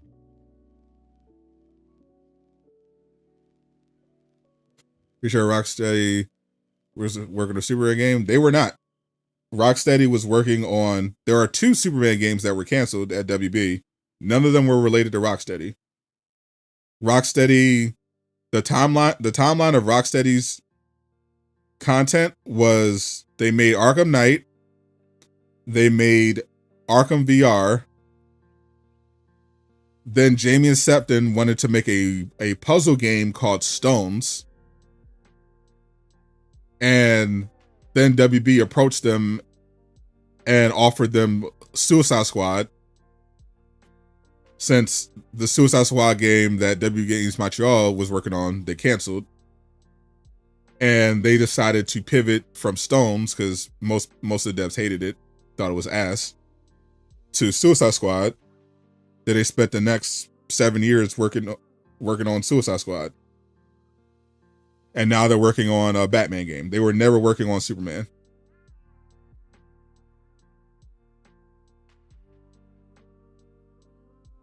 Rocksteady is dead though? Nope, they're still a studio. They're working, like I said, they're working on a Batman game. They have not closed down. They still exist. Still have fans all over the world. Still making a new game. James Gunn actually recently sat down with them. He visited NetherRealm, and he visited Rocksteady because he's being more active about getting new DC games out. And he was meeting with different studios to talk about plans for the DCU, how they could stuff they could potentially incorporate in their games, you know, games that they could potentially make in the future, all that good stuff. Yeah, Rocksteady is perfectly fine for now. I don't know about a Robert Pattinson Batman game. There was a Christopher Nolan Batman game in development that was canceled. And there was a Damian Wayne Batman game that was canceled. Yeah, there was a Damian Wayne game that was canceled. Some concept art was leaked for it and stuff. They should make a multiplayer Superman game. I don't think you need a multiplayer Superman game. I think Superman should just be single player, open world, story driven game. But they should definitely make a multiplayer Justice League game.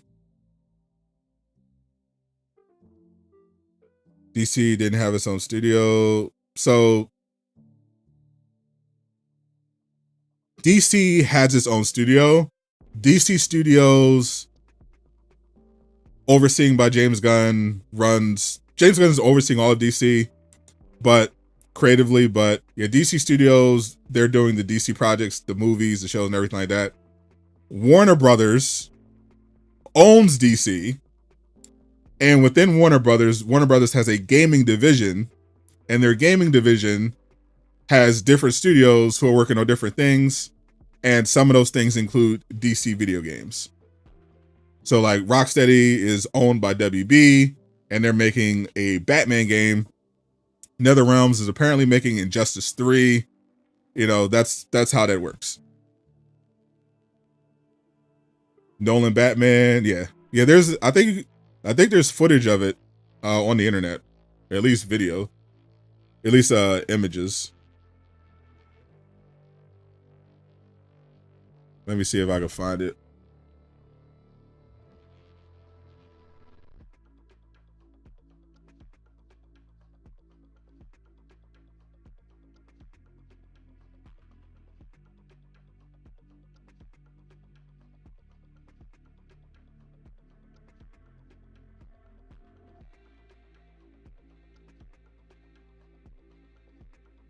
Yeah, here it is.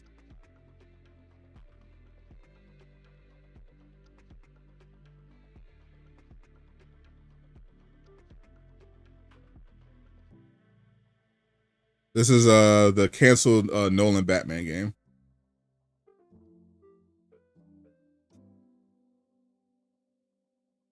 There was legitimately there was going to be a Batman game set in the Nolan universe.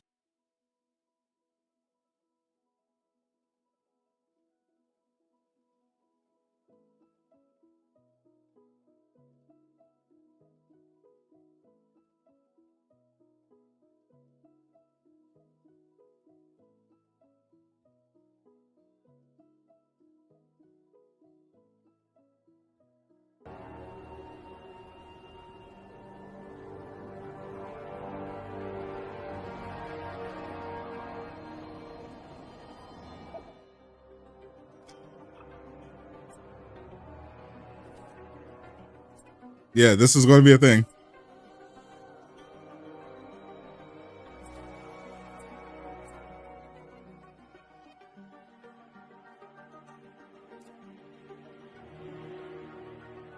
Actually looked pretty good. Especially for the time.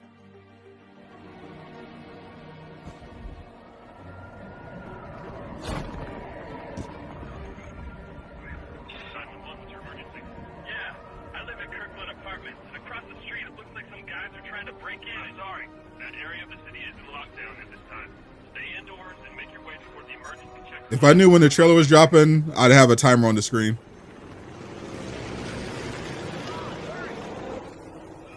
Can't get it open.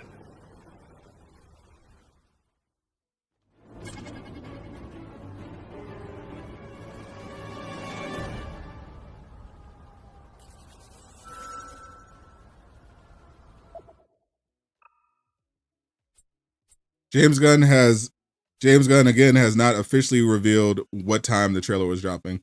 He just said new trailer tomorrow.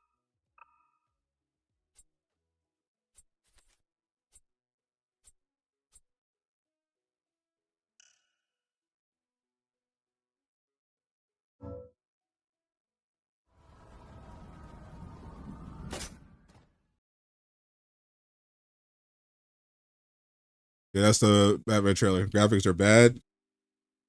You do realize this is extremely old, right? That was an extremely old game that wasn't even finished yet. We're essentially looking at prototype gameplay from a canceled game.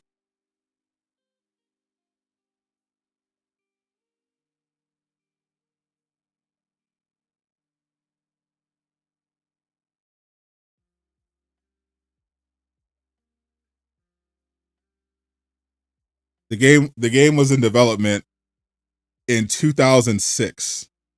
It was canceled. It was canceled in 2008. Even the graphics are bad. It's a unfinished game from 2008. Those graphics are phenomenal for a game that came out that was from 2008. That's not even finished. Those are insane graphics. What are we talking about?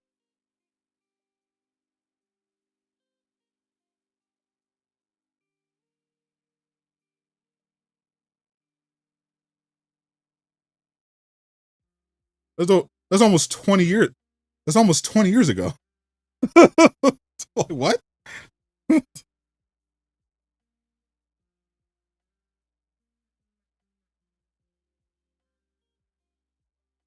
Movement, graphics, the movement was great too. It's a 20-year-old game that was unfinished.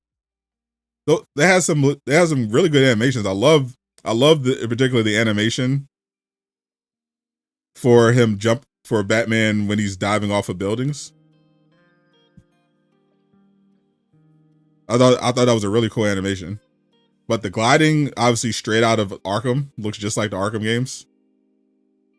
I thought the suit looked good.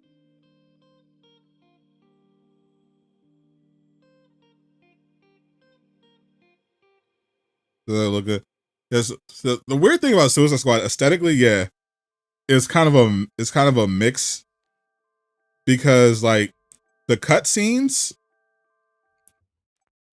are some of the best visuals of this entire generation.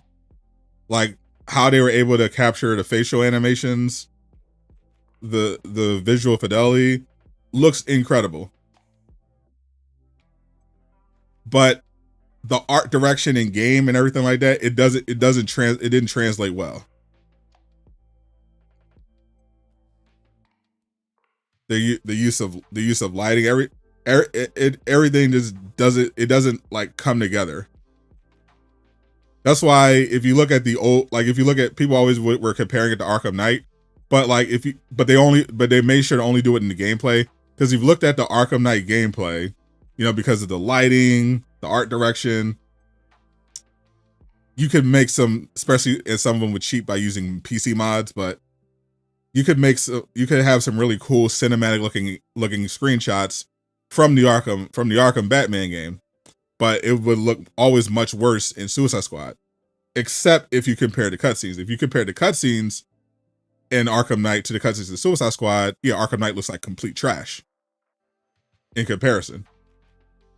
So it was weird that they couldn't like properly translate those visuals to the actual game. What's up, Blazing? We're crying about graphics from a 70-year-old prototype. Literally, that's the state of gaming, of where gamers are at right now. Complaining about graphics from literally a tech demo from a game that was canceled in 2008.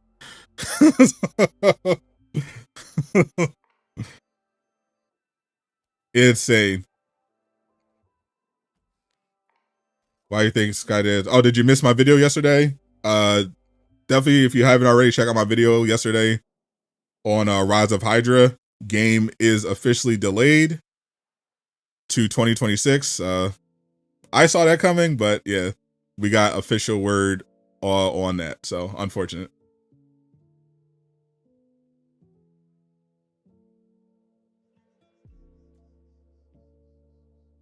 Visuals of CGI. That's actually not real. So a lot of games, the great thing about a lot of games is that they particularly in the PS5 generation, is that they seamlessly blend the they can seamlessly blend the game so that the cutscenes and the gameplay look different. There's really no difference. Like if you look at the faces in the Suicide Squad gameplay and look at it in the cutscenes, like Harley Quinn looks great in both if you just zoom in on the face, but like the overall world, I think is because of the lighting, doesn't look very good. But like, yeah, GTA famously blends cutscenes with the gameplay. Insomniac did it with Spider-Man, PS4, Miles Morales, Spider-Man 2, Ratchet and Clank Rift Apart. Like CGI trailer cutscenes are for like trailers, but like when you're in the game, it's in-engine footage, so it's not like a completely separate thing. Like sometimes games will have like either they'll film live action stuff, or they'll do something like CGI focused. We'll see that with like some MMOs, but like in general, like especially with like a game like with Rocksteady, they usually blend the two pretty well. They use in-engine stuff, so there's not like a dramatic drop off in the visuals from the gameplay to the cutscenes. Naughty Dog does that well, does that exceptionally well. God of War does that very well.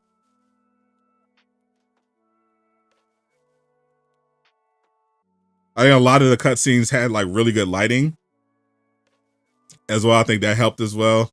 Whereas with Suicide Squad, you're just out in this big open world, and it's like bright, but like, you know, really, it aesthetically, it definitely would have been better if it was just at night. I feel like. Is there in this clip? This is not Bizarro now. Are you the only one who hates Spider-Man 2 game?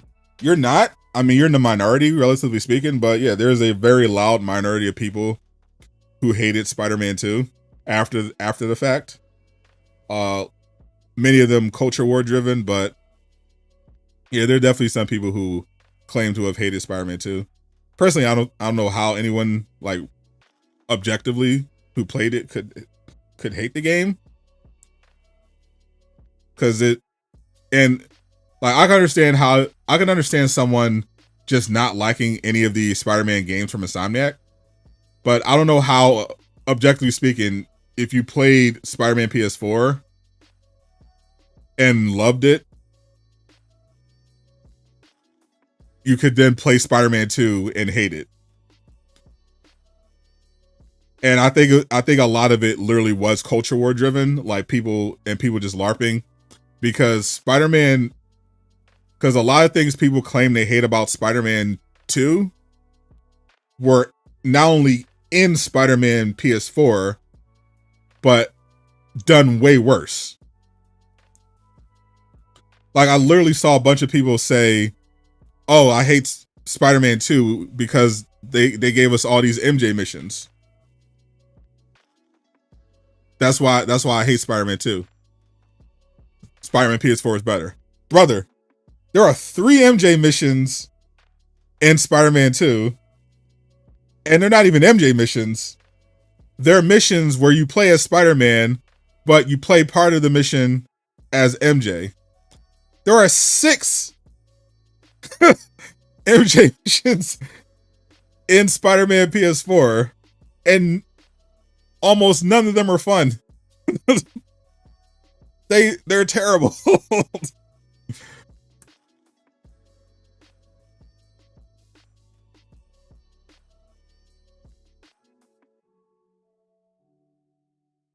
Your daughter plays Spider-Man 2 right now. It's a great game.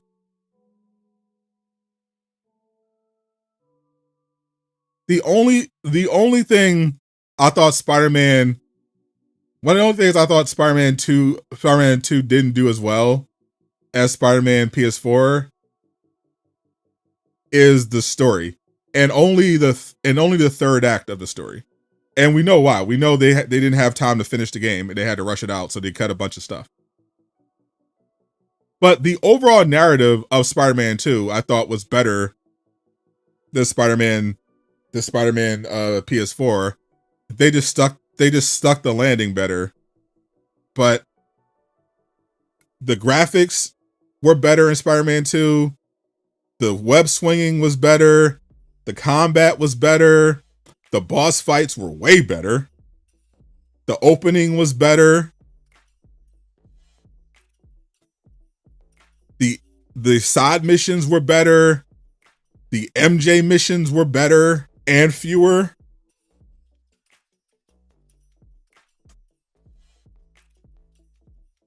I thought it was just overall a much better game. It took a lot of the feedback people had about Spider-Man PS4 and what was wrong with it, and improved on it. Yeah, bigger city, of course. Better set pieces. Like to be clear, the story of Spider-Man 2 isn't as good in the third act as a Spider-Man PS4, but I thought the final battle in Spider-Man and Spider-Man PS4 was not good at all. The only good thing about that third act is the cutscenes, like the acting between Peter and Octavius, obviously the scene with Aunt May, but the actual Doc Ock battle is trash. It's terrible.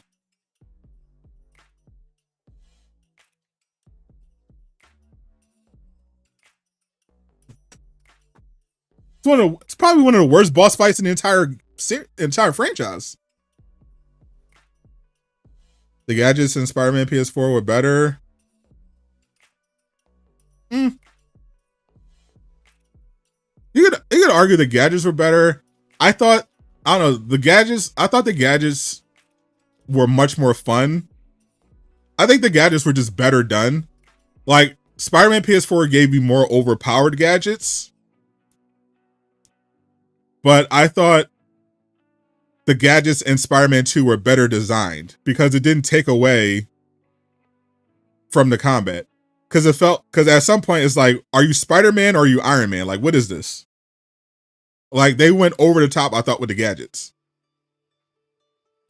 Whereas the Spider-Man 2, I thought they did a good job of incorporating gadgets that would make sense for Spider-Man to use to like assist him with his Spider-Man combat. Rather than just giving you these OP gadgets that you can just spam and win every fight with.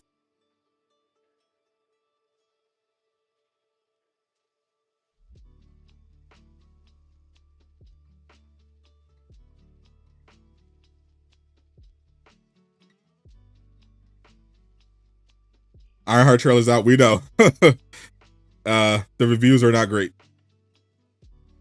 Have I seen Peacemaker Season 2 trailer? I made a video about it last week. Definitely check that out on the channel, Super News Weekly. New series I'm trying out on the channel where I just kind of recap some of the superhero stuff that people may have missed. About Spider-Man Noir trailer. Oh, that was a great trailer. I think I'm gonna make a video about. I think I'm gonna cover that in Super News Weekly. Spider-Man Noir looks great. Why are we guys here? Read the title of the stream. All the answers are there. You love the spider bots and electric shock gadgets? Yeah, they were insanely powerful, but it was like this is a little too much.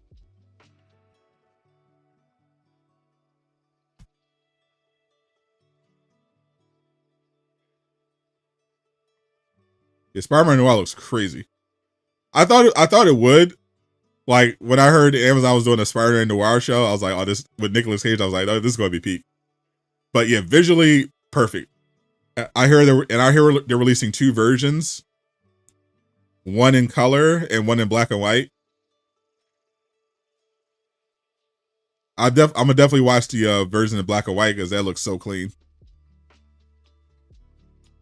Yeah, it's a Prime exclusive. All Amazon shows are released on Amazon exclusively.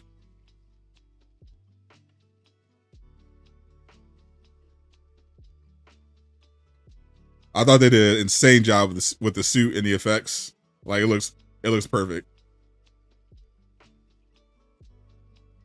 You know, watch both versions, yeah. I think I'm definitely gonna love the black and white version more, but it looks, they did an amazing job with the suit.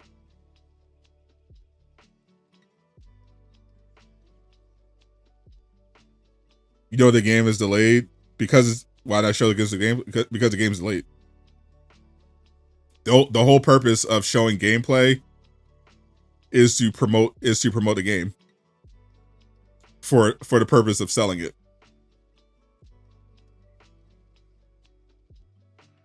Like typically you start showing gameplay when you're about ready to launch pre-orders. But obviously that's not happening because they delayed the game to next year. So we're not going to see gameplay until they're close or about ready to put pre-orders or wish lists or whatever up live. No, I better not be 4-3 Snyder. Pretty sure Zack Snyder isn't working on this one. When is Wolverine coming out? Wolverine does not have a release date, but logically it'll probably be out sometime in 2026. I hope we get I do hope we get more suits for Spider-Man 2. Obviously, we need some more Spider-Verse suits, but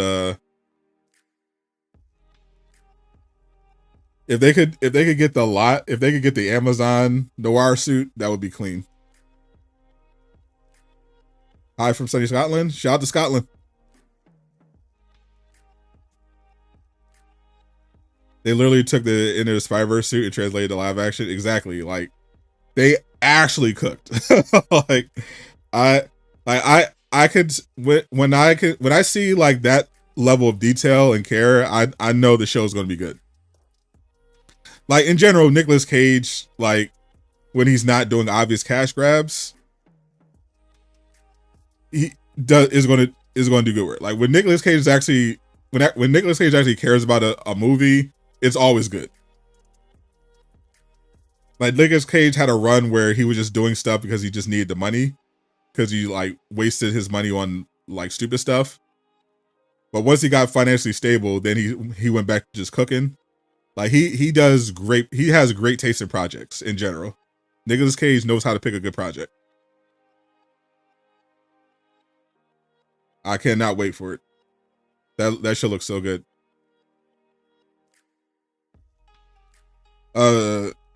Just like with any movie adaptation of a comic book, it could be really good or really terrible.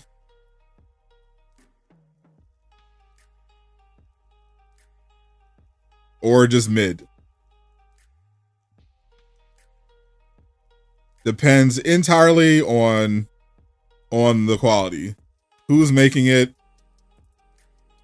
what the casting is, all that good stuff. Yeah, tax problems and power through it. Yeah, tax problems and money problems. He spent way too much money. Like I was reading a profile a while ago on like some of the stuff like Nicolas Cage was buying, and I was like, bro, what are you doing? Like, bro was buying castles. At one point he bought like an actual dinosaur egg. Like, bro, why do you need a dinosaur? Like, that's when you know you have too much money. Or you just like, let me buy an actual dinosaur egg. Like, that's how you know you have too much money, bro. Like, what are you doing? Like, if I had, like I'm like, if I had that much money, I would mostly just be chilling, bro. I'd be looking at, I'd be looking to help people, just do random stuff. But I don't need that much. Like, people be going crazy. The Maker versus Mobius chair Wally. That is a crazy comic nerd question.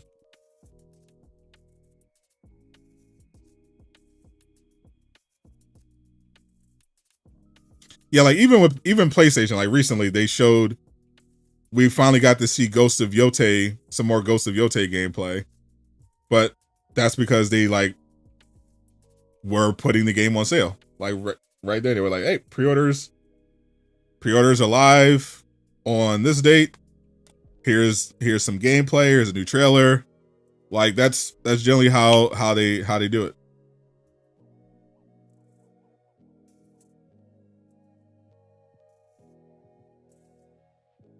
How many hours? If James Gunn had told us what time the trailer was going live, I would have started the stream probably like an hour before and put a timer up on the screen.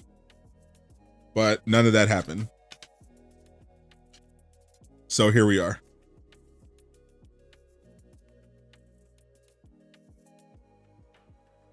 Who is the best Marvel superhero?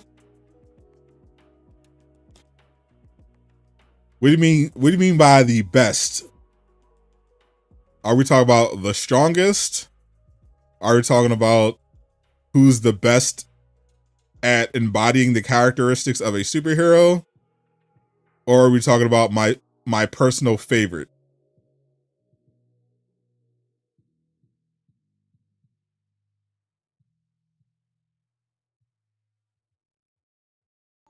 The first trailer dropped at 8 o'clock in the morning. Yeah, that's why I went live early, because literally James Gunn didn't tell us when, and the last trailer dropped like really early.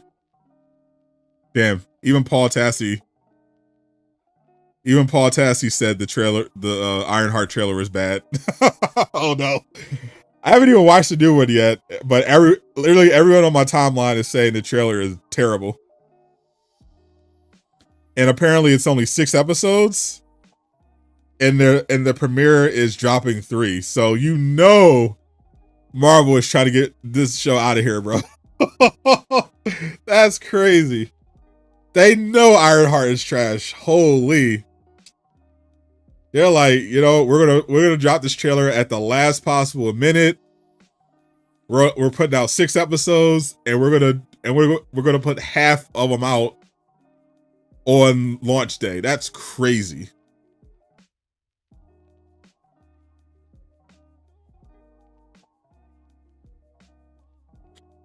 Strongest Marvel hero is Thor. Yeah, in general, tends to be Thor. I don't know. There's the power can fluctuate.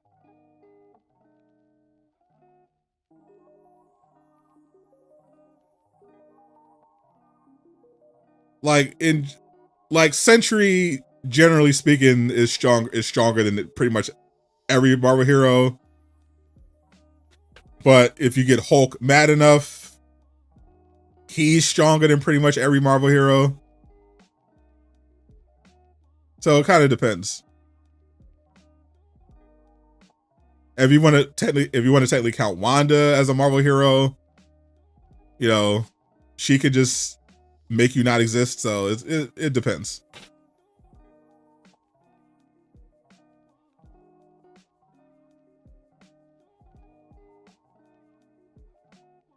Ryan Coogler did a series movie that was brilliant. Yeah. It's a shame that Ryan Coogler is associated with Ironheart. He executive produced it, which doesn't actually mean anything. Like, executive producer is just one of those things that like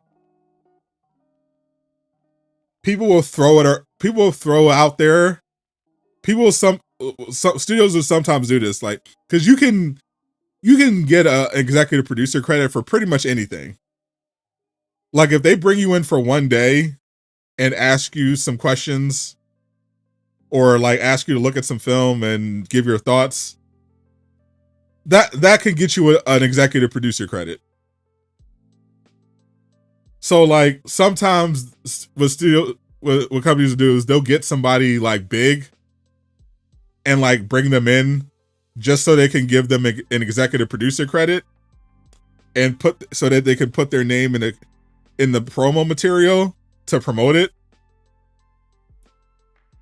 Like from the executive producer of Infinity War, or from the executive producer of this movie that you actually thought was good, or from the executive producer of Oscar winning, they play that game a lot in Hollywood. Like Ryan Coogler probably had very little involvement in Ironheart, but because he's popping, because he did the first Black Panther, which was huge, he's riding high off the success of Sinners. They're like, okay, let's since he's technically involved in the project, he's got a credit. Let's put Ryan Coogler. Like they didn't put the director of the show. Like that's how you know the show is cooked. Usually with like a show or a movie, the first name they put is either the star, if they have like a big star, or like the director of the show, or the writer. If the writer's a big deal. They didn't start off the trailer with who directed Ironheart. They didn't start off the trailer with who wrote it. They didn't include the star. They put Ryan Coogler's name because he's the executive producer. That's crazy. Like when they were promoting Multiverse of Madness, they didn't put from the executive producer of Infinity War or whatever, or from they put Sam Raimi. like they're not gonna like when WB was promoting The Dark Knight, they put Christopher Nolan. They put Christopher Nolan when they were promoting Man of Steel because he was a producer on Man of Steel. But with Ironheart, they put Ryan Coogler. He did not write it. He did not executive produce. He did not direct it. He is an executive producer. And that's the first name you saw in that trailer. That's crazy. They are shameless. They are shameless. I understand though. They're trying anything to get people to care about this show. Even Nolan said this information I could exactly. All right, let me refresh. It's 10:30 now. Max is changing its name to HBO Max. That's actually funny.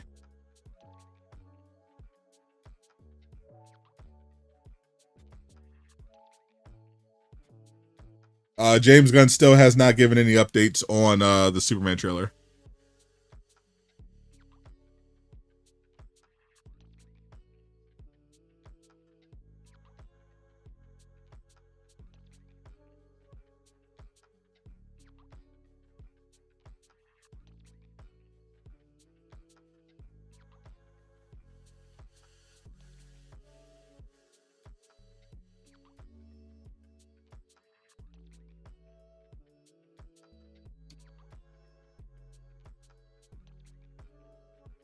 Well, it will be dope, but officially, I need to make this clear because a lot of people are saying this.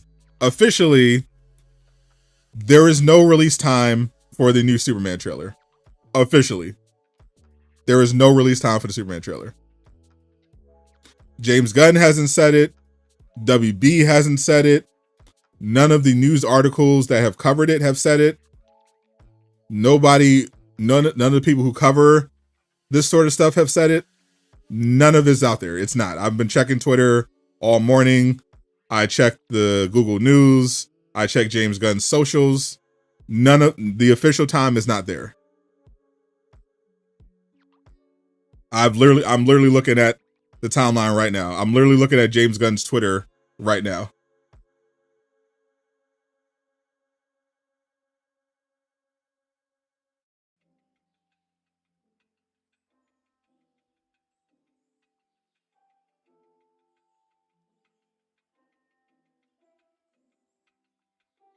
Eastern. It's 10:30 Eastern right now. So it's obviously not 9 Eastern. It's not any time. He hasn't said anything.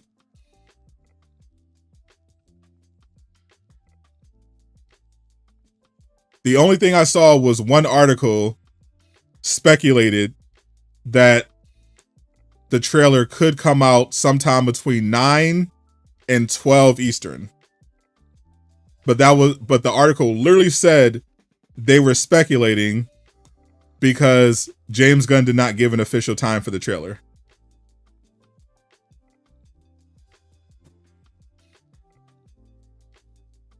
So being very clear, I can literally show you his timeline.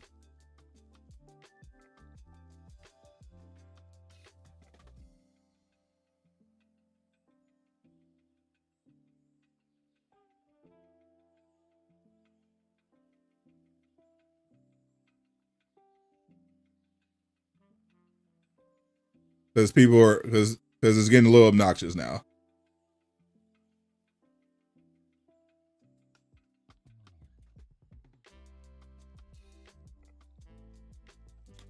Oh, they said 9 Eastern? Yeah, it's currently 10:30. They didn't say anything.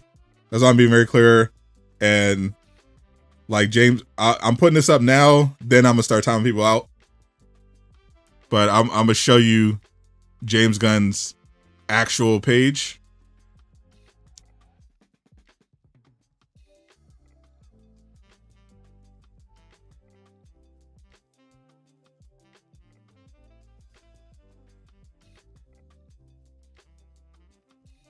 That's officially from James Gunn.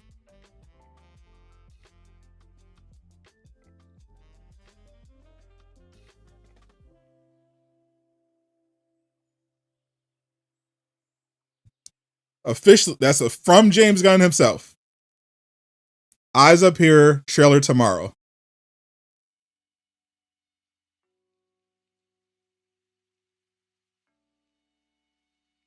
There are no times on this post. He just said trailer tomorrow. That's all he said. That's all James Gunn said. Trailer tomorrow. That's all he said. Don't argue with me. That's what he said. I put it up on the screen so people can see because there's a lot of misinformation going on.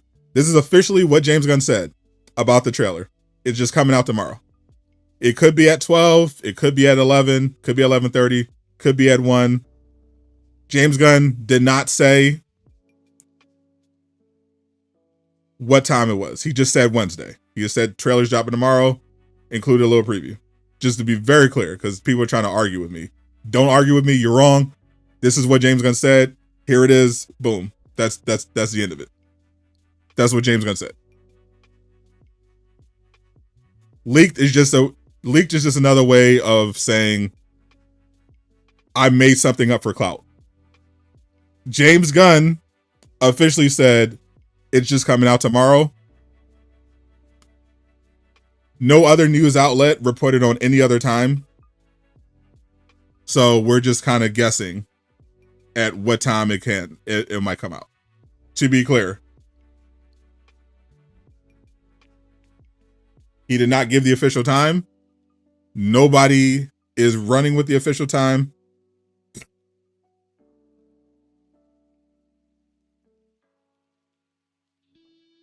There was no leak.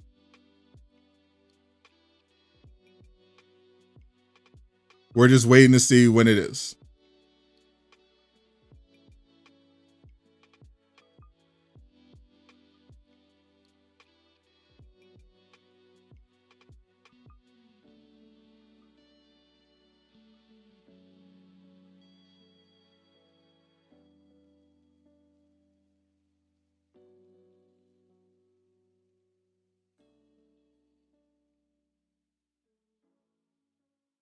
I know. I think your sources were Reddit.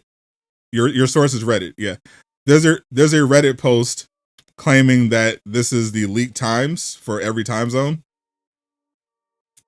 The problem is it hasn't been verified and is extremely easy to fake.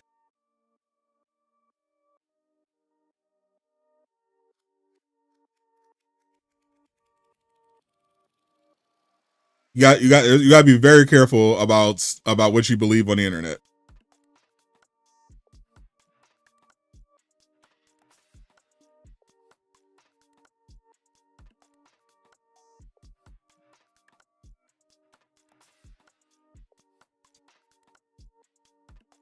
I could literally make that in 5 minutes. It's literally a blue background. That's a Canva. Actually a template in Canva. That's how I know it's easy to recreate, because the background is literally a preset in Canva. If you use the photo software, if you use the photo software Canva, the background is literally a preset. I know because I use Canva, and they just took the default text.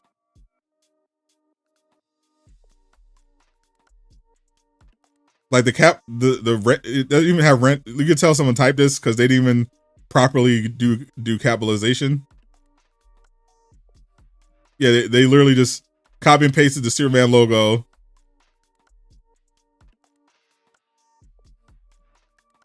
and just wrote out the times. I think I even know the font they're using, because I sometimes use this font. It's generic as I sometimes use this font when I'm writing stuff. It's literally someone made this in Canva.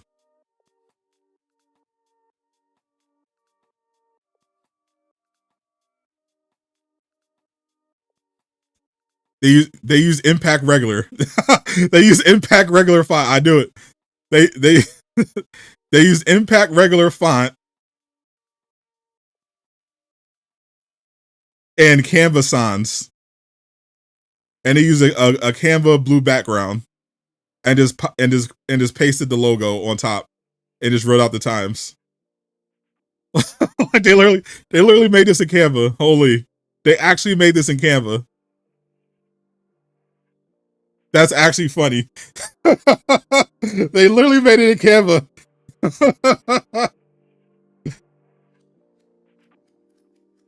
That's actually funny. They did that.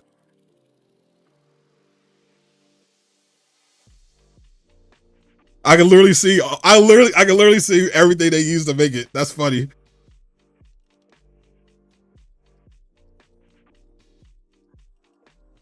So they saw. I literally saw an article from yesterday before this fake leak came up, say that they thought it might be at 12. So somebody saw that article and went in Canva and built all the release times around it releasing at 12. I literally read a news article yesterday saying that it could potentially drop at 12, but they were just speculating. Like it's literally fake, bro.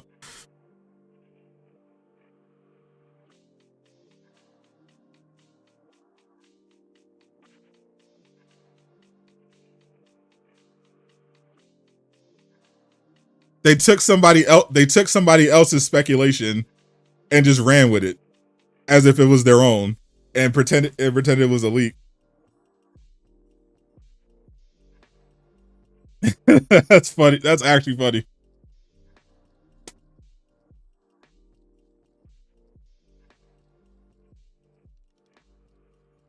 So we get CGI face Corenswet.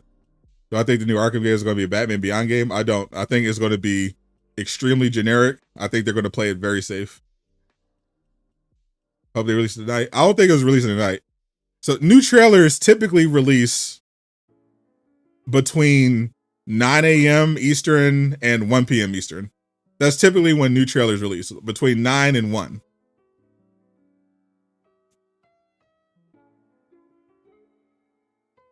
they don't typically release trailers at night unless the trailer is premiering at like a show, like a special event, like a D23 or something, or a con, and obviously they'll have a world premiere. Otherwise, they'll just release the trailer at like between 9 and 1. That's like the standard time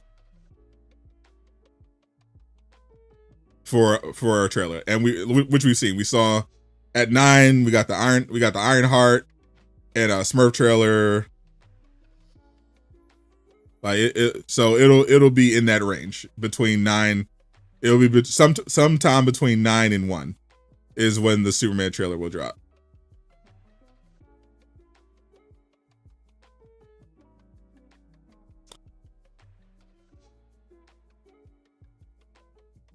Honestly, I don't know what WB's doing. Literally just change it to just call it HBO. Like, what are we doing? I don't know why they changed it to. They start out calling it HBO Max, then they changed it to Max for no reason. Like, why? Now they're changing it back to HBO Max. Just call it HBO.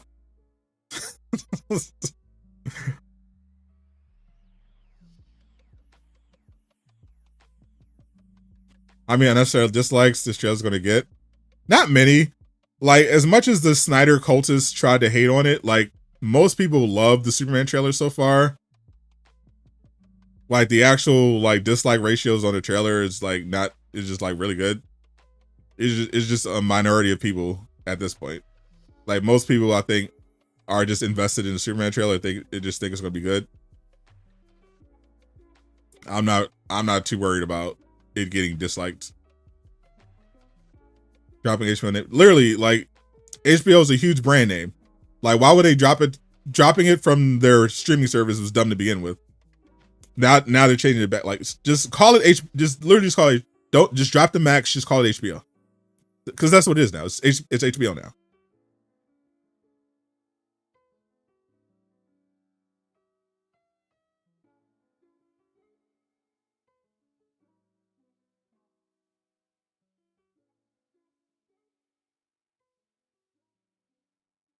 Glad you changed it back. You like HBO Max better. Yeah, because it's HBO. Like, people know HBO. People know and love HBO. Why just calling it Max made no sense. It's extremely dumb. Like, everyone just called it HBO anyway. Like, because, like, why are you calling it Max? Like, it's HBO. No one was running around saying, yo, trying to watch something, trying to watch that new season of Harley Quinn on Max. No, they said we're watching it on HBO. Like,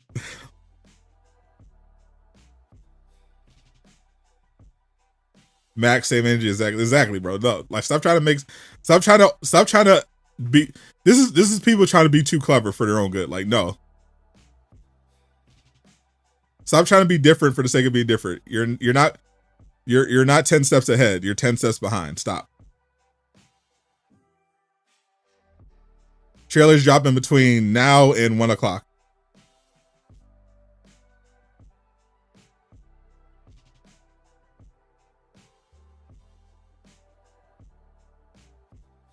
Yeah, I will say Snyder definitely generally does really good with casting, for sure. I just thought the Snyderverse was very flawed. I don't think those movies were that good. I thought DC, in general, WB handled that very poorly. They saw the success of the MCU and they took all the wrong lessons from it. It was like, well, they're doing a cinematic universe. Let's do that too. And they just tried to rush one out. They tried to skip all the way to the big Avengers movie, ignoring that they had built this up over like a course of a decade. Like, without Iron Man, there is no MCU. Like, the MCU was successful because they started with a very strong foundation, a very successful movie, and then they expanded around it. Put out a consistent quality of product. and then put it all together. And WB tried to just skip the line, and it failed.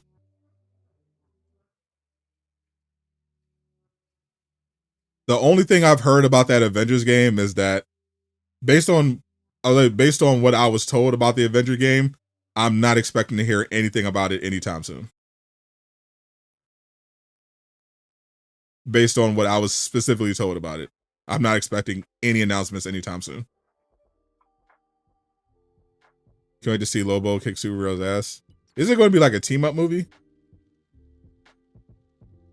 Because I think originally the Woman of Tomorrow comic was supposed to be like a Supergirl and Lobo team up, but the editors forced them to write Lobo out of it.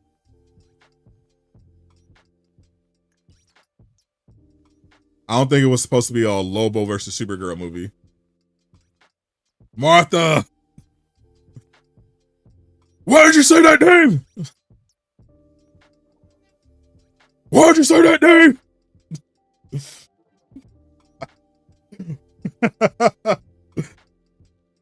Save Martha. Oh, that was so cringe. Like I said, no time soon. I'm not expecting any. I'll make a video if I learn anything more, but like I said, no time soon. On the Avengers thing. You want a decent Batman movie with the Bat family?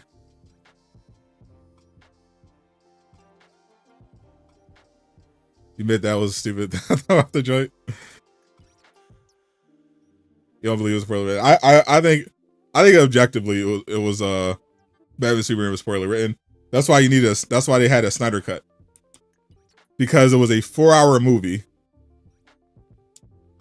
that also tried to like force feed in a Justice League team up.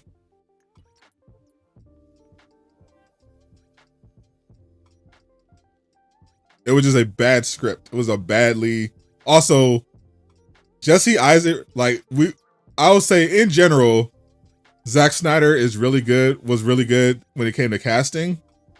But Jesse Eisenberg as Lex Luthor was a choice. Wow. And I'm a Jesse Eisenberg fan, but whoever signed off on him as Lex Luthor should be fired. I don't know how that slipped through. That was probably one of the worst casting choices in like modern cinema history. That made no sense on any level. Even he said the Lex hurt his career. Legitimately. As it should have. That honestly, he should have said no. Like straight, he should have said no. Yeah. I know it can be hard, and I can't. That's just easy for me to say.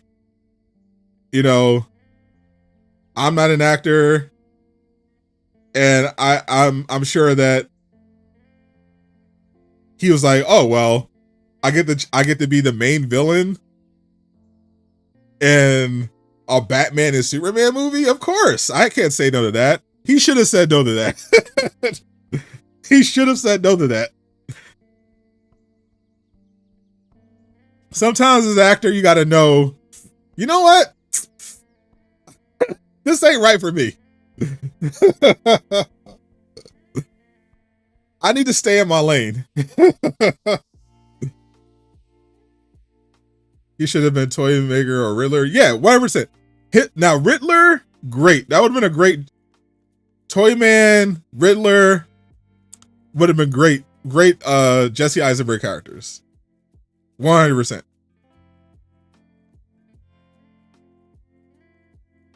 Not Lex Luthor, bro. Nah. Hell, Jimmy Olsen. He could have been Jimmy Olsen. I would have bought Jesse Eisenberg as Jimmy Olsen. Not Lex Luthor, bro. Come on.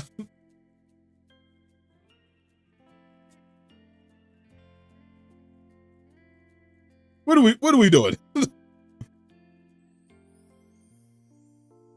It was cringe in a bad, very bad way.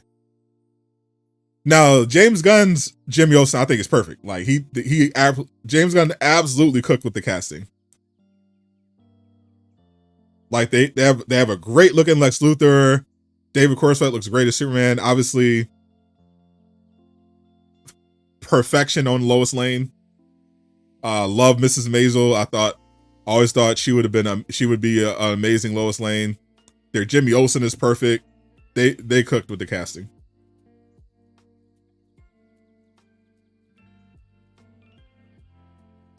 Have you heard Ultimate Alliance game? Yeah, I talked about it a couple times on stream. Haven't made another video about it yet, but I'm waiting to hear more, because I was told that Marvel is working on something new with Ultimate Alliance in addition to the relisting of the old games. But I'm waiting to hear more info on it. But they are working on something beyond just relisting. See, agent Jimmy.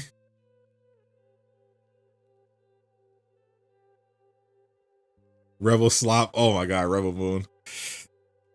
Yeah, Rebel Moon. This is why I blame Zack Snyder fans. Rebel Moon doesn't happen if Zack Snyder's cult don't glaze him that much. Because of how heavily the cult glazed him, Zack Snyder thought he was better than he was. And he tried to do Rebel Moon. And it failed spectacularly. He would have never been that ambitious if they hadn't inflated his ego that much. Zack Snyder is not that guy.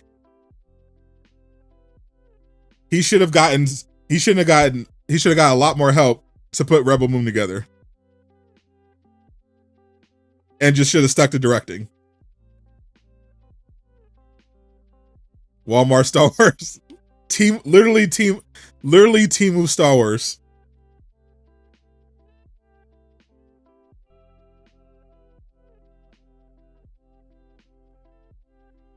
Like, probably one of the most derivative things I've ever watched. Like, you could literally see all the stuff that he was ripping off.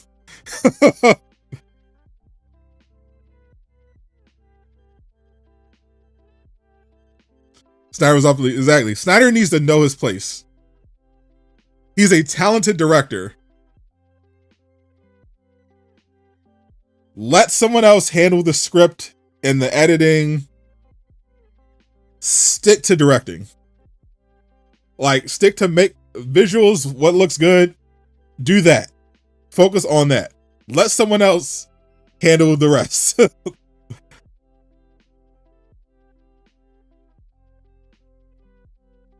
It was made to be a Star Wars film. Correction. It was a rejected Star Wars film that he reworked into his own new universe. Which you know it's bad when even Disney said no to it.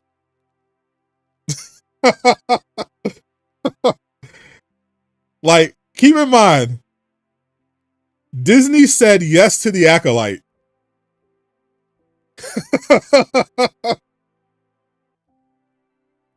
They said no to Rebel Moon.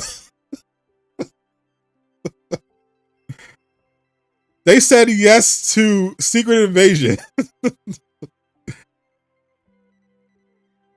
They looked at Rebel Moon and was like, nah, we're good.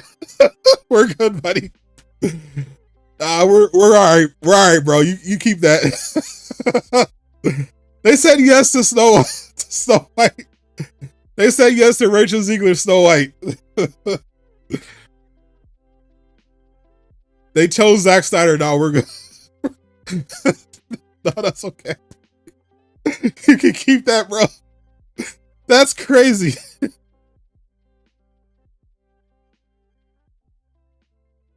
Weird. It takes a lot to get Disney to say no. They will literally accept anything, as we've seen. Especially if you have like a strong female protagonist. Like Zack Snyder played all the cards, and they still said no. Still like no. Like we're all about empowerment over here, but no, even this is like no, even we can't say we can't say yes to this slot, bro. I'm sorry. Take that to Netflix, bro. Disney told them to take that to Netflix, bro. They say even we have standards. Even we have a level of slop we can't accept.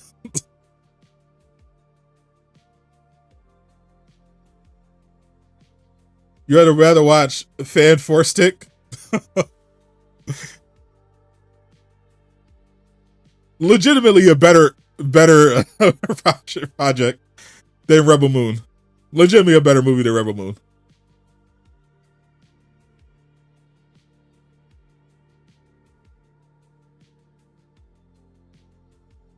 Trailer is releasing sometime between now and 1 o'clock.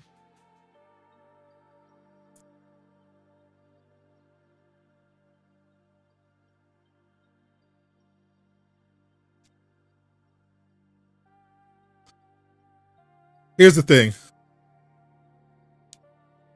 Say that again?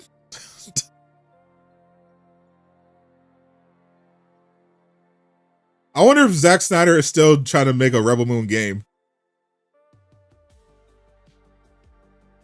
So the 2003 Flash is absolutely not. The Flash was a terrible movie. It's definitely much better than Rebel Moon. Keep in mind, we got a whole section of that Flash movie with Michael Keaton Batman.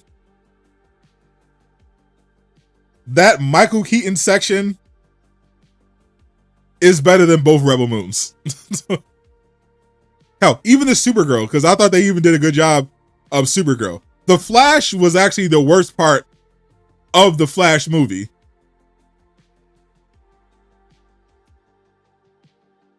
Supergirl was actually really good. Michael Keaton Batman was really good. The Flash parts of the movie were horrible. Still better than Rebel Moon. Legitimately, I would rather watch, especially part 2. I would legitimately rather watch The Flash throw a baby in a microwave again than Rebel Moon part 2.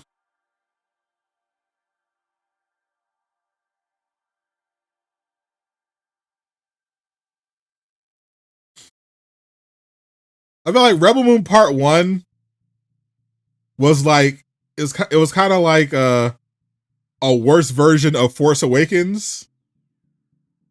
It's like, it's mid, it's extremely mid, but super derivative. It's like extremely derivative. Like Force Awakens was a shot-for-shot remake of A New Hope. We can see very clearly what he was going for in Rebel Moon Part 1. Part 2 was just like, what are you doing?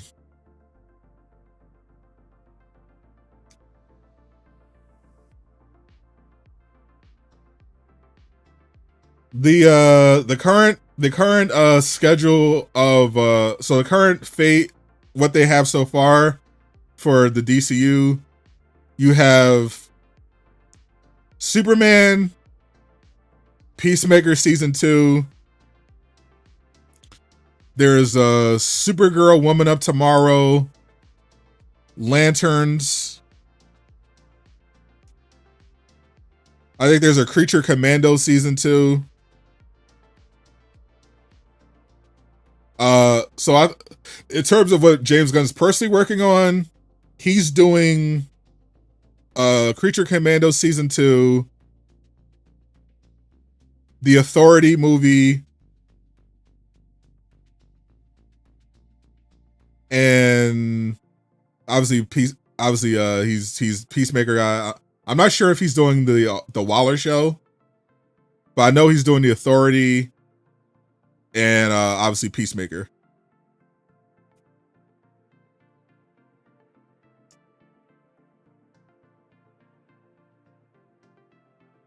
So I think he'll replace the Flash director. I haven't heard anything. James Gunn seems to be particular about the scripts when it comes to stuff. When it comes to these DCUs, he's like really hyper focused on making sure the scripts are good. Other than that, like, he hasn't done a lot of shakeups in terms of like who's directing stuff.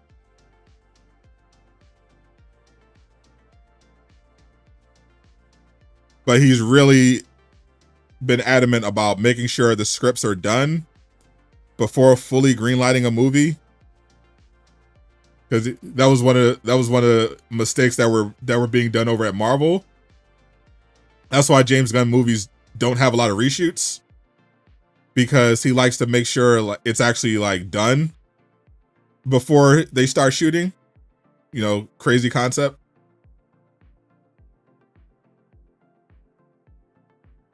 The Authority, you think the Authority got canceled?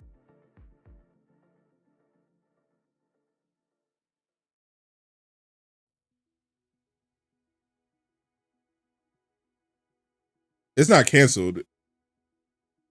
I mean, it's literally James Gunn's movie.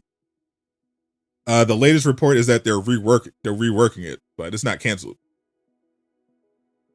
There's reworking it. It's not canceled though. He's not canceling his own movie. No, they're doing a rework of it.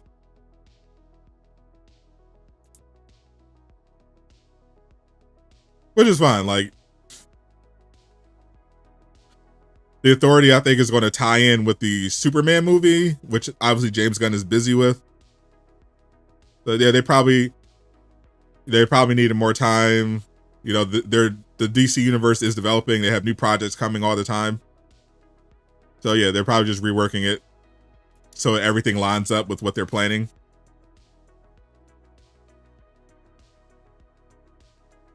James Gunn has a leash now. That's almost out. No, it's not. What are we talking about? Under James Gunn, people actually care about DC again. What are we talking about?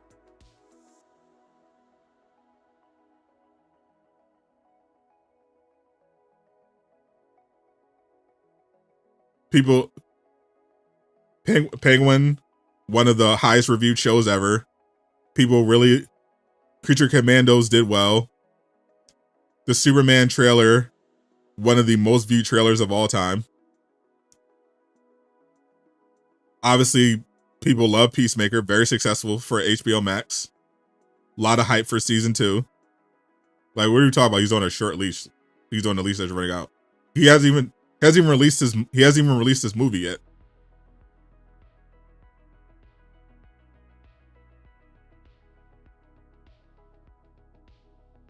James Gunn marketing is literally Superman. What are you talking about? I'm literally looking at marketing right now. It's Superman. There's marketing on the screen right now. It's Superman. I don't know. Zack Snyder fans come up with the weirdest coat, bro. It's crazy.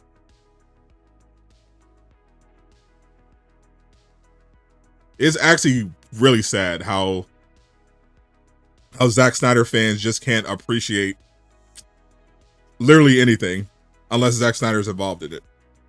Like, even Zack Snyder is cool with James Gunn and the DCU. Like, let it go, bro. Not Snyder. Yeah, literally, it's Snyder. Literally, nobody other than Zack Snyder fans talk like that.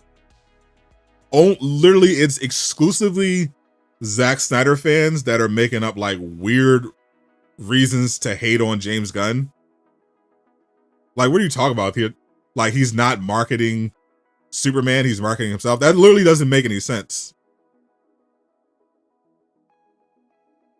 He's literally marketing Superman. It's one of the most viewed trailers of all time. How is he marketing himself when the Superman trailer is one of the most viewed trailers of all time? What are we talking about? All the posters are Superman. The clips, Superman.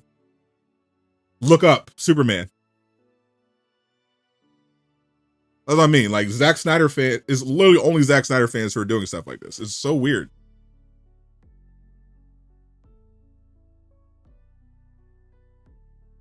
James Gunn ego.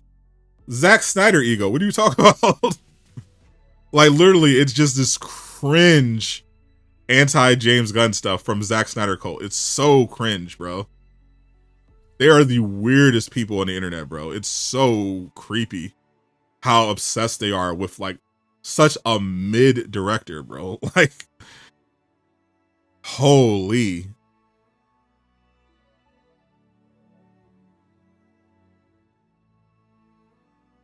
They ruined the DCU for, bro. Like, the DCU was so mid. Like, it had some good moments, but clearly the DCU had a lot of problems, mainly stemming from the fact that it had no quality control. WB was trying to get their own cinematic universe off the ground, and they didn't care about the quality of it, like the MCU did. That was a big problem.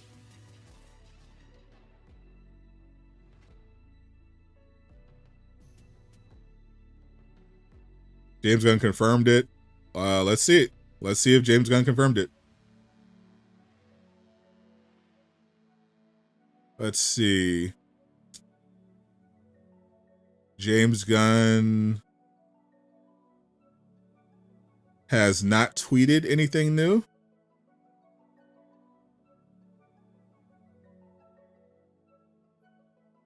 Let's check the DC Reddit. The DCU Reddit.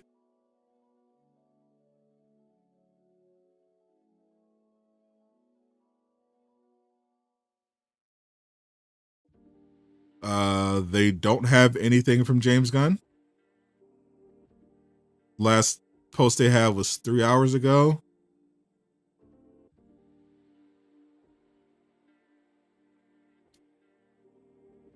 Say 4 hours ago, it's saying to expect big CGI changes from Superman teaser to the actual movie. There's some 4K wallpaper.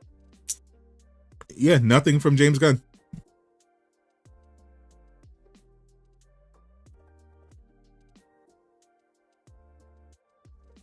A lot of people who hate James Gunn, who was literally involved, legitimately, 99.9% of the people who hate James Gunn are just Snyder cultists. That's what it is. 99.9% of them are mad that James Gunn came in and was chosen to reboot the DCU. That's literally all it is. They wanted Warner Brothers to have, they essentially wanted Warner Brothers to have Zack Snyder reboot his own cinematic universe. They wanted him to be the one to fix it. They wanted him to fix his own universe. They thought he should have been the one to reboot the DC cinematic universe. And because they chose James Gunn to do it, now they're mad. And they're hating on James Gunn every step of the way. That's literally all it is.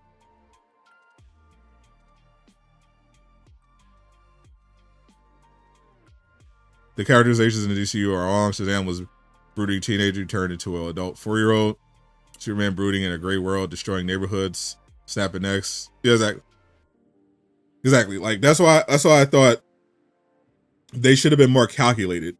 Like I thought Zack Snyder could have been good if you had given him the right character. Like if you gave Zack Snyder a Batman movie, actually I thought Ben Affleck should have directed his own Batman movie, but if you gave him someone like Dr. Fate or Constantine,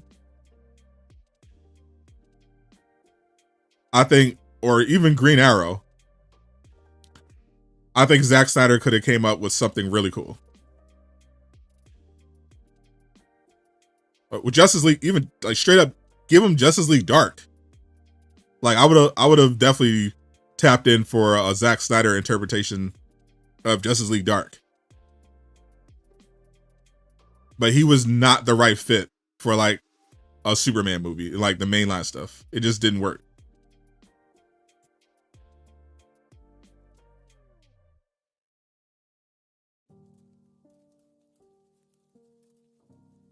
Superman killing Zod was excuse for the writers. Literally, it was. Like, it's not even like the case with. It's not even like with Doomsday, which they also went to way too early. Where Doomsday was just an unfeeling monster, just a straight up genetically designed, engineered killing machine. That Superman had to bring down no matter the cost.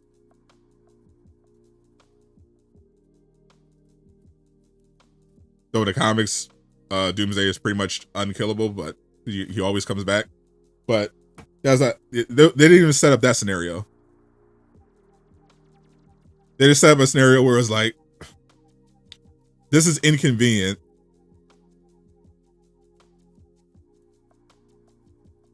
Let's just have him kill him because it's edgy.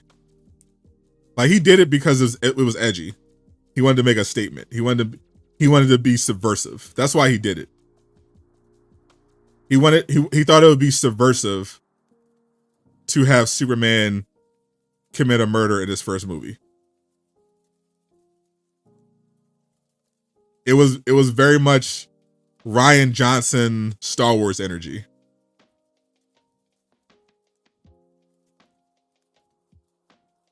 It literally just did it to subvert the lore. Edgy, dark, gritty equals cool. Exactly. That's literally all it was. It was literally Rian Johnson Star Wars all over again.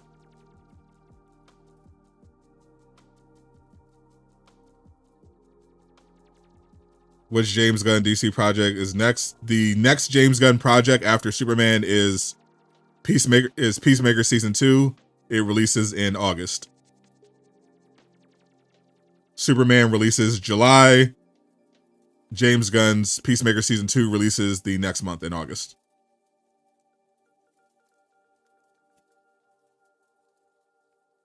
Superman Loves Doomsday is way better. For sure.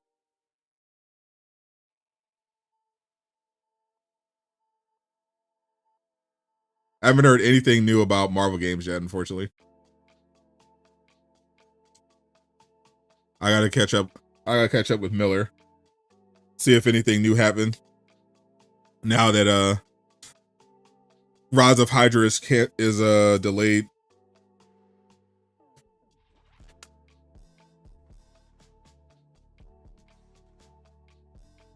After Peacemaker Season 2.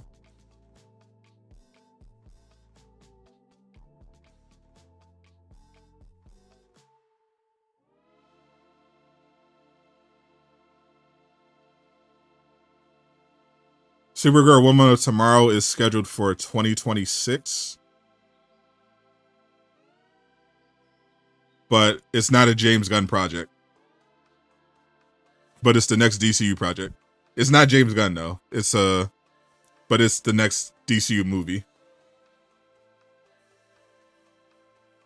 The next James Gunn DCU project after Superman is Peacemaker Season 2.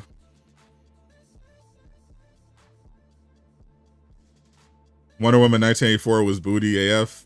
Very, very true.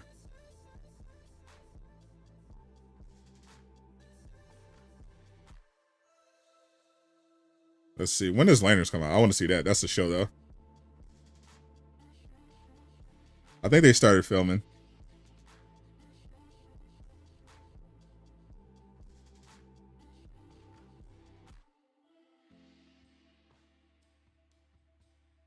That's 2020, early 2026 as well. Oh, that's around when that's the release window for Rise of Hydra. Yeah, so Superman in July, Peacemaker Season 2 in August, Lanterns early 2026. Supergirl Woman of Tomorrow June 2026. Everything I know about the Marvel stuff I already reported on the channel. I don't have anything new on unannounced Marvel projects. That's why I got to get up with Miller to see if he heard anything new.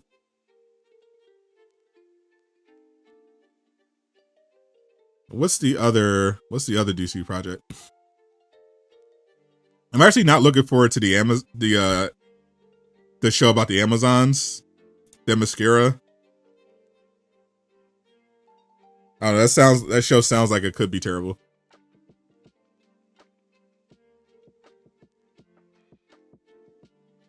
But I haven't heard anything about it in a while. Paradise Lost.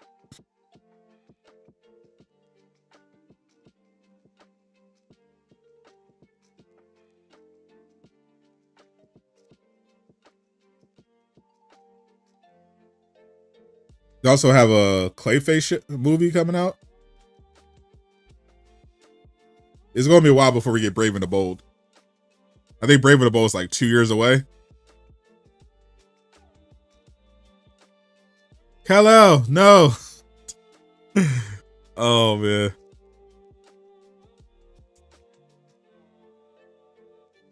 Yeah, Game of Thrones, but on Themyscira without Wonder Woman. The show, that's a show that could either be amazing or terrible.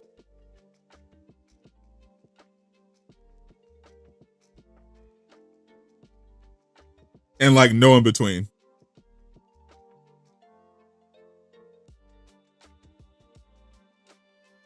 Like I love the idea of a Wonder Woman show, but a show about the Amazons without Wonder Woman in it, I don't know about that one, Chief. A lot of potential for that to be terrible.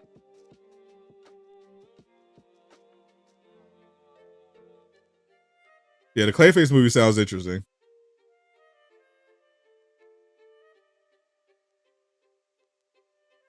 No, the premise of Paradise Lost, from what I remember, is that it takes place before Wonder Woman was even born.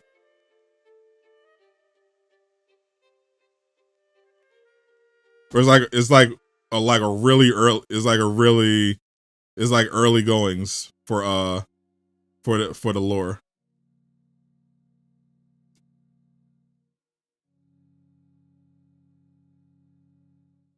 Yeah, like she's not. It's not even she's busy. Literally, the show takes place before Wonder Woman was born. So it takes place before everything currently happening in the DCU. Because Wonder Woman is very old. So this is taking place before everything happening right now in the DCU.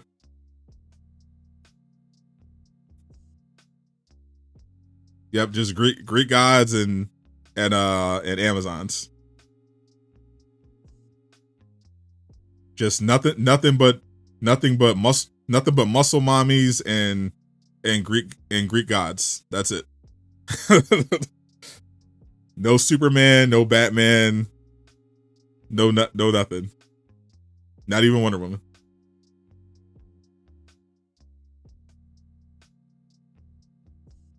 Not even before the Sons of Themyscira.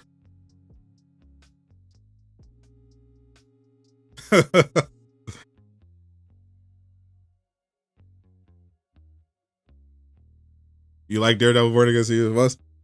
I liked it too. That's another thing we got new information on. And this is why I think season 2 is going to be much better than season 1.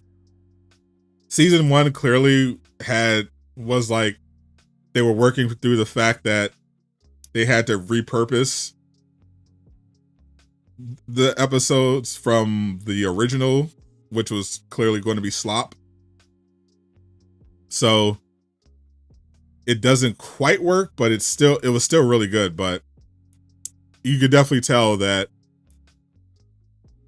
it needed to, at the bare minimum, be longer. Season 1 bare minimum needed to be like 3 or 4 episodes longer. because Muse was like completely wasted. And especially after finding out that Jessica Jones is coming back and is going to be in season 2 officially, she's coming back, made the finale even more parts of the finale even more like subpar, like that final scene when he's like he has to assemble an army and he walks into the bar. If he had walked into the bar and we saw Jessica Jones, that would have been lit. But it didn't. It's just like, oh, all these random people. Okay. This is not much of an army. And then we find out, like, you know, a month later that, oh yeah, Jessica Jones is going to be in season 2. It's like, so I feel like Daredevil Born Again officially starts in season 2. And we'll see how good the Punisher spinoff is in between, but I think it really starts in season 2. Because the show really picked up after Muse was over. After they got rid of Muse, that's when the show really picked up. Because it was progressively getting better every week. And then it really took off after unfortunately they wasted Muse, but it got better after that.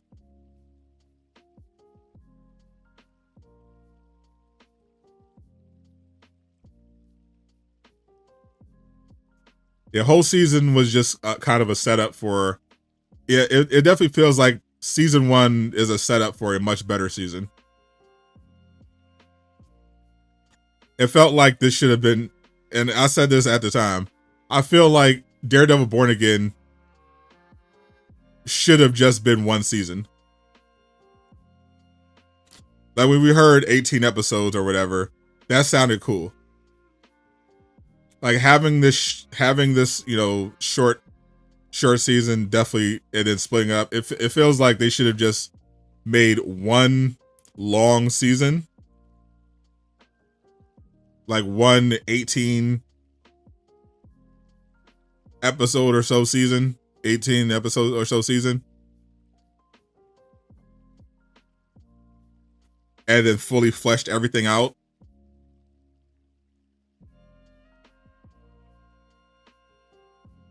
Because after it ended, it just felt like a cliffhanger. Like if this was Netflix, it felt like this would have been a cliffhanger that leads into the next episode. That was my issue with Born Again. It didn't feel fleshed out enough.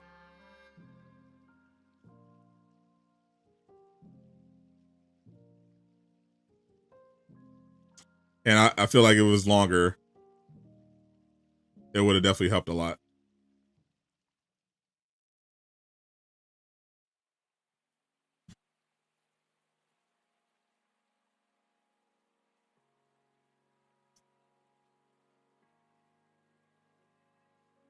So far, I know they're doing the season 2, which basically is, to me, is still season 1, and they're doing a Punisher show or some kind of Punisher special.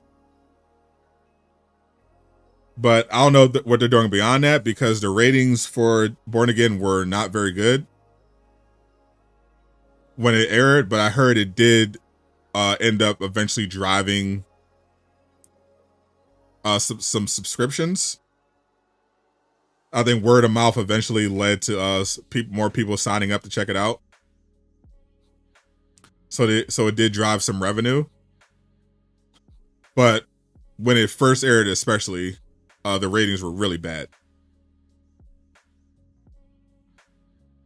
Still in Moon Knight season 2, true, which is for the best, honestly.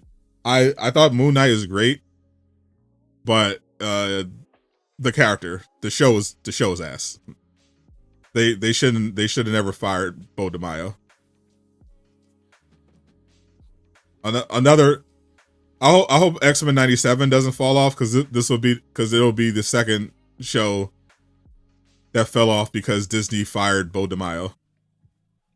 I don't want that to happen. I love the first season of X-Men 97.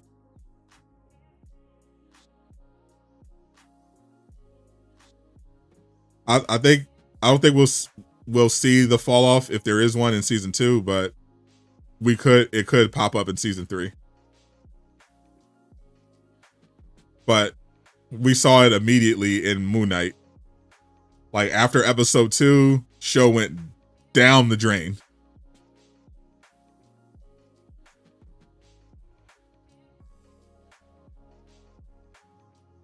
Do I have a gaming channel where I actually post clips of your gaming? This is the channel. I cover news, I do commentary, I live stream games, I post walkthroughs of different games.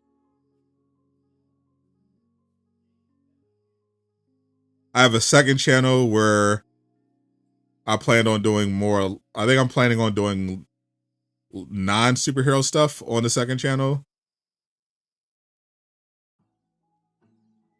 Probably try that one out.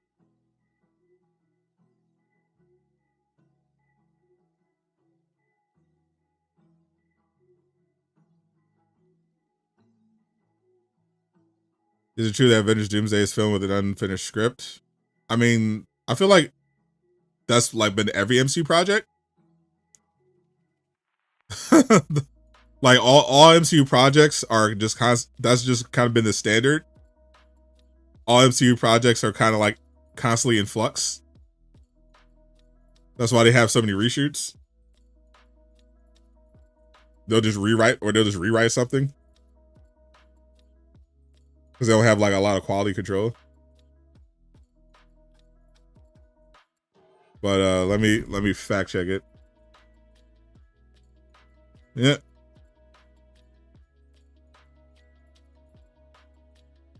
Yeah, apparently saying it's still being finalized.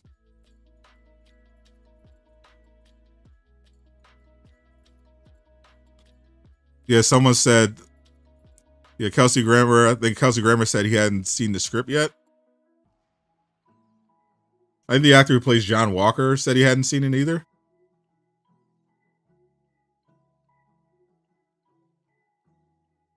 Keep in mind, my expectations for Avengers Doomsday and Secret Wars is just pure nostalgia bait. I think they're going to be serviceable action movies, but everyone's just showing up to see all their favorite actors again. That's all it is.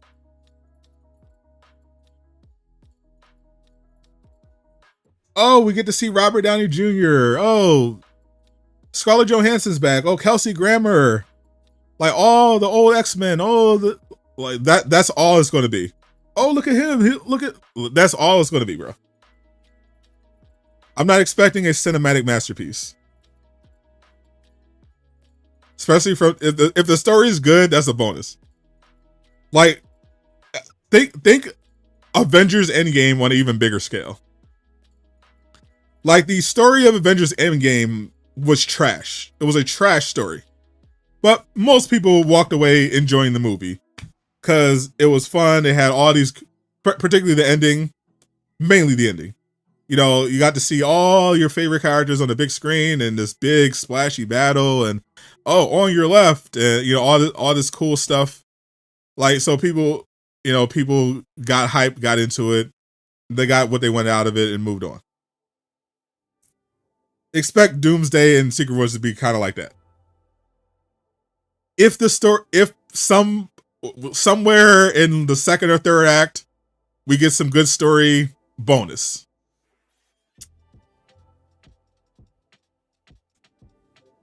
But I'm not expecting a good movie out of any of these. Pure nostalgia bait. That's it. And fine, because they're, as long as what they do after is good. Like when they do the X-Men, when they reboot the X-Men, have their 10-year plan, make sure those are good. Secret Wars and Doomsday, just give us a good send-off. Let us hang out with our favorite characters, do some cool stuff, and call it a day. I don't care. Exactly. See, just Endgame. Just Endgame and Infinity War again. Except I don't expect either of them to be anywhere near as good as Infinity War.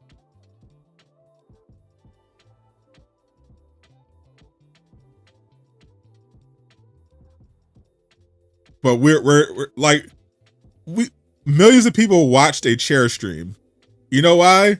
Because we wanted to see we wanted to see the cameos. We wanted to know what cameos to expect. And they delivered. Like, they were like, oh, look at all the Fox X-Men characters that are coming back. You know, oh, look who's coming. Look, oh, we're gonna have, oh, look, it's like, that's all that was, bro. That's all the movie's gonna be. Oh, look, it's this from the thing. Here, they're from the thing I saw when I was 12. Oh, it's that person from that thing. Oh, I remember. I remember him. I remember her. That's literally all both movies are going to be.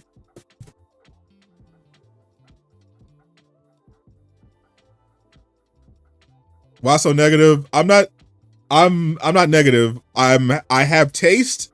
I have a brain. I have critical thinking skills, and I've seen all of these movies. So I know what to expect. There's a difference. I'm not being negative. I'm not being a fanboy. That's the difference.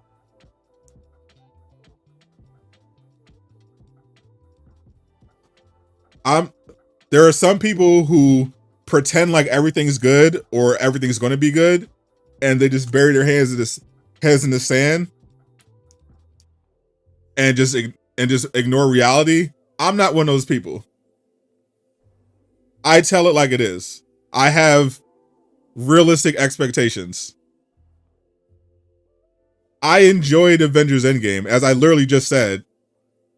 I'm expecting it to be like Endgame, because Endgame was fun, especially seeing it in theaters, but it was by no means a good movie.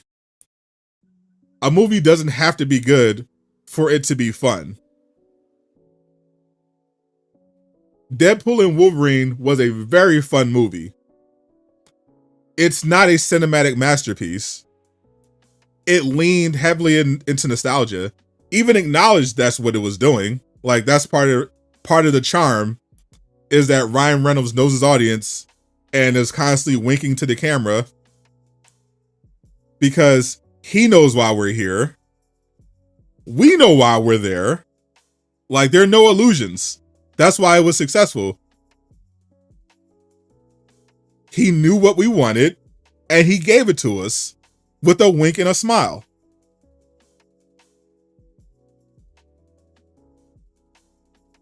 You know, people expected a little more out of Endgame because Infinity War was actually like a really great movie. It was like extremely well designed. But it wasn't. Endgame was a bad movie, but it rode the nostalgia that we had in the MCU, and it had enough fan service and fun action set pieces to carry it home. And there's no reason to think if Doomsday is going to do anything different, because they literally cast Iron Man, who heroically died in Endgame, to be the new villain.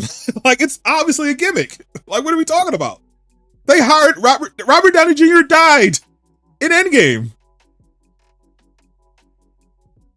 He died a hero's death. Heroic sacrifice. And now they're bringing him back to be a villain. Just so they can transition him back into the MCU. And you're telling me, you're being negative, you have to watch it. Like, what are you talking about? I'm watching it. Are you paying attention? They hired Robert Downey Jr. to lead an Avengers movie after he died. What are we talking about? Obviously, they were going for nostalgia. Like, they had a 5-hour chair stream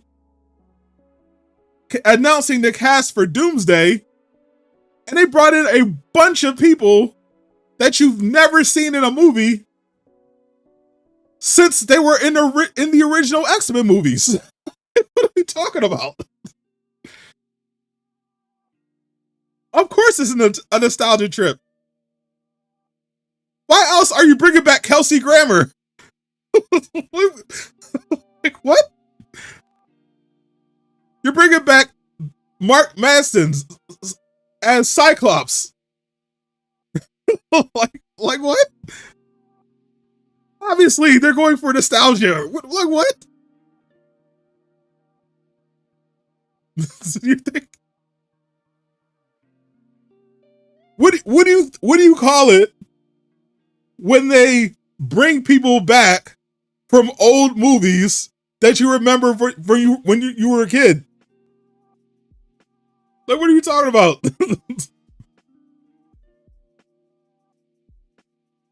Like, you know, and you know I'm right. That's why you can only repeat yourself, because you know I'm right. And it's okay that they're baiting us with nostalgia. It's okay. They did the same thing with No Way Home. They did the same thing with Multiverse of Madness. They did the same thing with Deadpool and Wolverine. They're doing the same thing with Avengers Doomsday. They're going to do the same thing with Secret Wars. Like, it's not a secret. They've already done it. They've confirmed that they're going to continue to do it.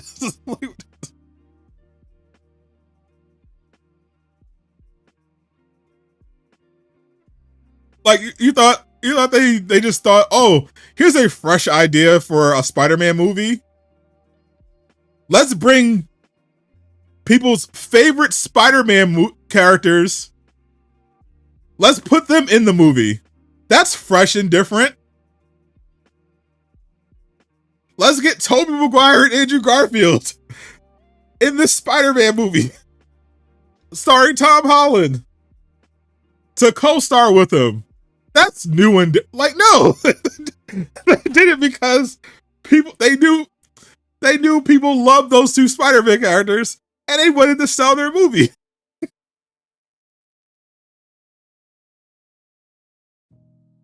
This is not complex. Like, they understand nostalgia is profitable. It is what it is. I wouldn't go as far as to say No Way Home was trash. I said the first act was trash for sure. The second and third act I thought were really good. First act of No Way Home, definitely trash. Yeah, for sure. Not a good movie in the first half. Like, started off rough for sure. People walked in though positively because they already knew Tobey and Andrew were like, it was the worst kept secret. Like, we knew that Tobey and Andrew were going to be in it. Like, it was a horribly kept secret. So we sat through the first act, even though it was bad, because we knew we were getting Tobey and Andrew. First act was not good. I literally rewatched it even in the theater. On day one, I knew the first act was not going to age well, and it didn't. I tried to rewatch it; it was still bad. The first act was not good. The setup was completely stupid, but they needed an excuse to get the multiverse stuff happening so that they can bring in all of our nostalgia characters. It was an incredibly stupid setup. Willem Dafoe made the movie. Yeah, he absolutely snapped. But yeah, we're not going to sit here and pretend like it was a well-written movie up to that point. Like, come on now. It was a stupid setup.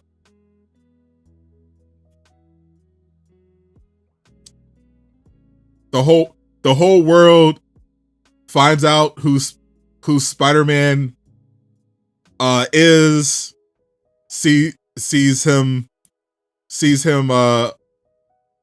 oh, he's responsible for the death of Mysterio, even though none of the cameras picked up all the evil stuff he was doing, but they kind of brushed that one off to the side because Daredevil came in to represent him. But then it's like, okay, now I'm basically Iron Man. Everyone knows who I am. How do I solve this? Oh, I need to do something drastic because I can't get into college because I'm being denied me and my friends are being denied because I'm Spider-Man, which is the absolute one of the absolute stupidest things I've ever heard. There, to be extremely clear, there is not a college on the face of the world that would turn down the opportunity to have Spider-Man or Spider-Man's friends attend the school. Anyone who knows anything about how universities work immediately would call that out as unbelievably stupid writing.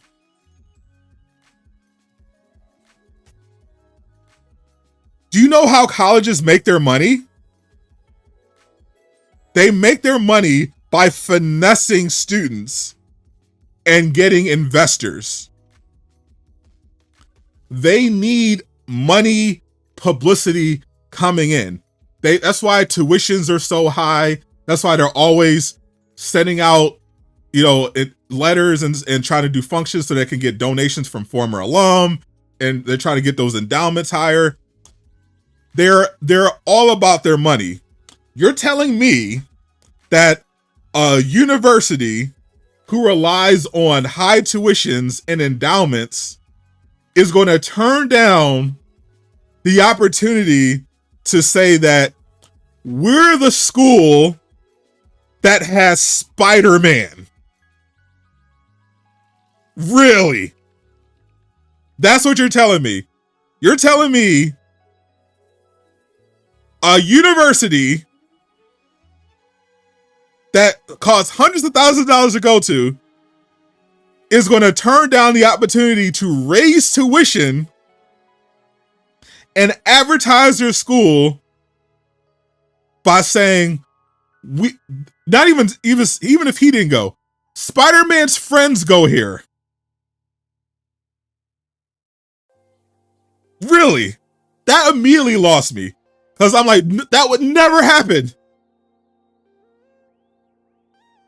Even if that one lady believed it, you know what would happen? The dean would find out that she turned down Spider-Man, fire her immediately on the spot, call Peter, and beg him to come to their school. That's what would actually happen.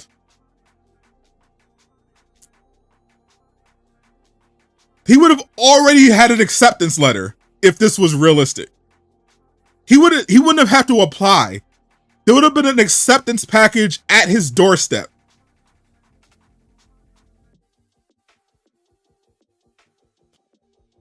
But they want to have us believe that they were like, you know what?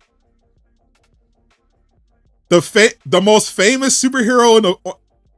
Nah, we don't... Spider-Man? Nah, we don't want that. We don't want free publicity. We don't want an excuse to raise tuition. We don't want we don't want $1 billion in free advertising. Nah, we're good. Come on, bro. So then to make matters worse, he like, okay, well, I can't get into this school. I guess I have no choice but to call Doctor Strange and have him erase the memory of every person in the world so that they forget that I'm Spider-Man.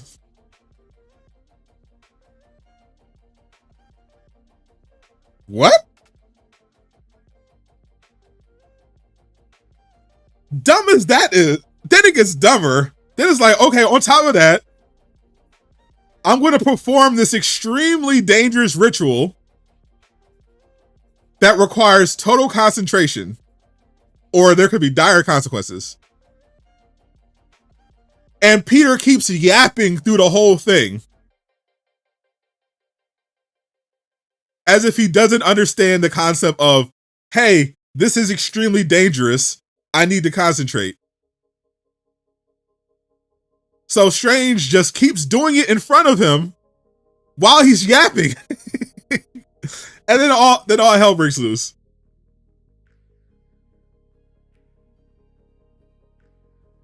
Then they get into a fight, and he somehow loses the fight.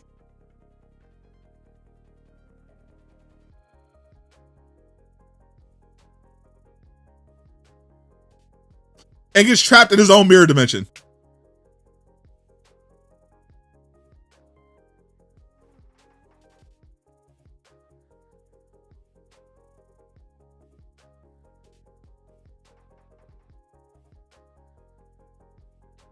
I'm refreshing right now. Is Twitter tripping? Because it's not on my timeline. Let me check James Gunn's page.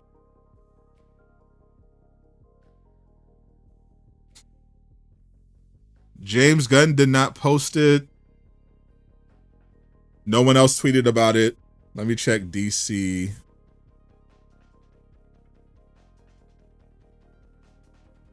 Official page.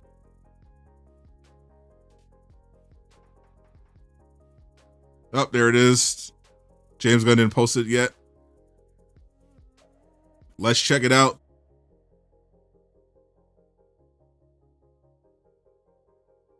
Replace the Batman game. Like a 3-minute trailer. I hope they don't show too much. I know I could see they showed some of the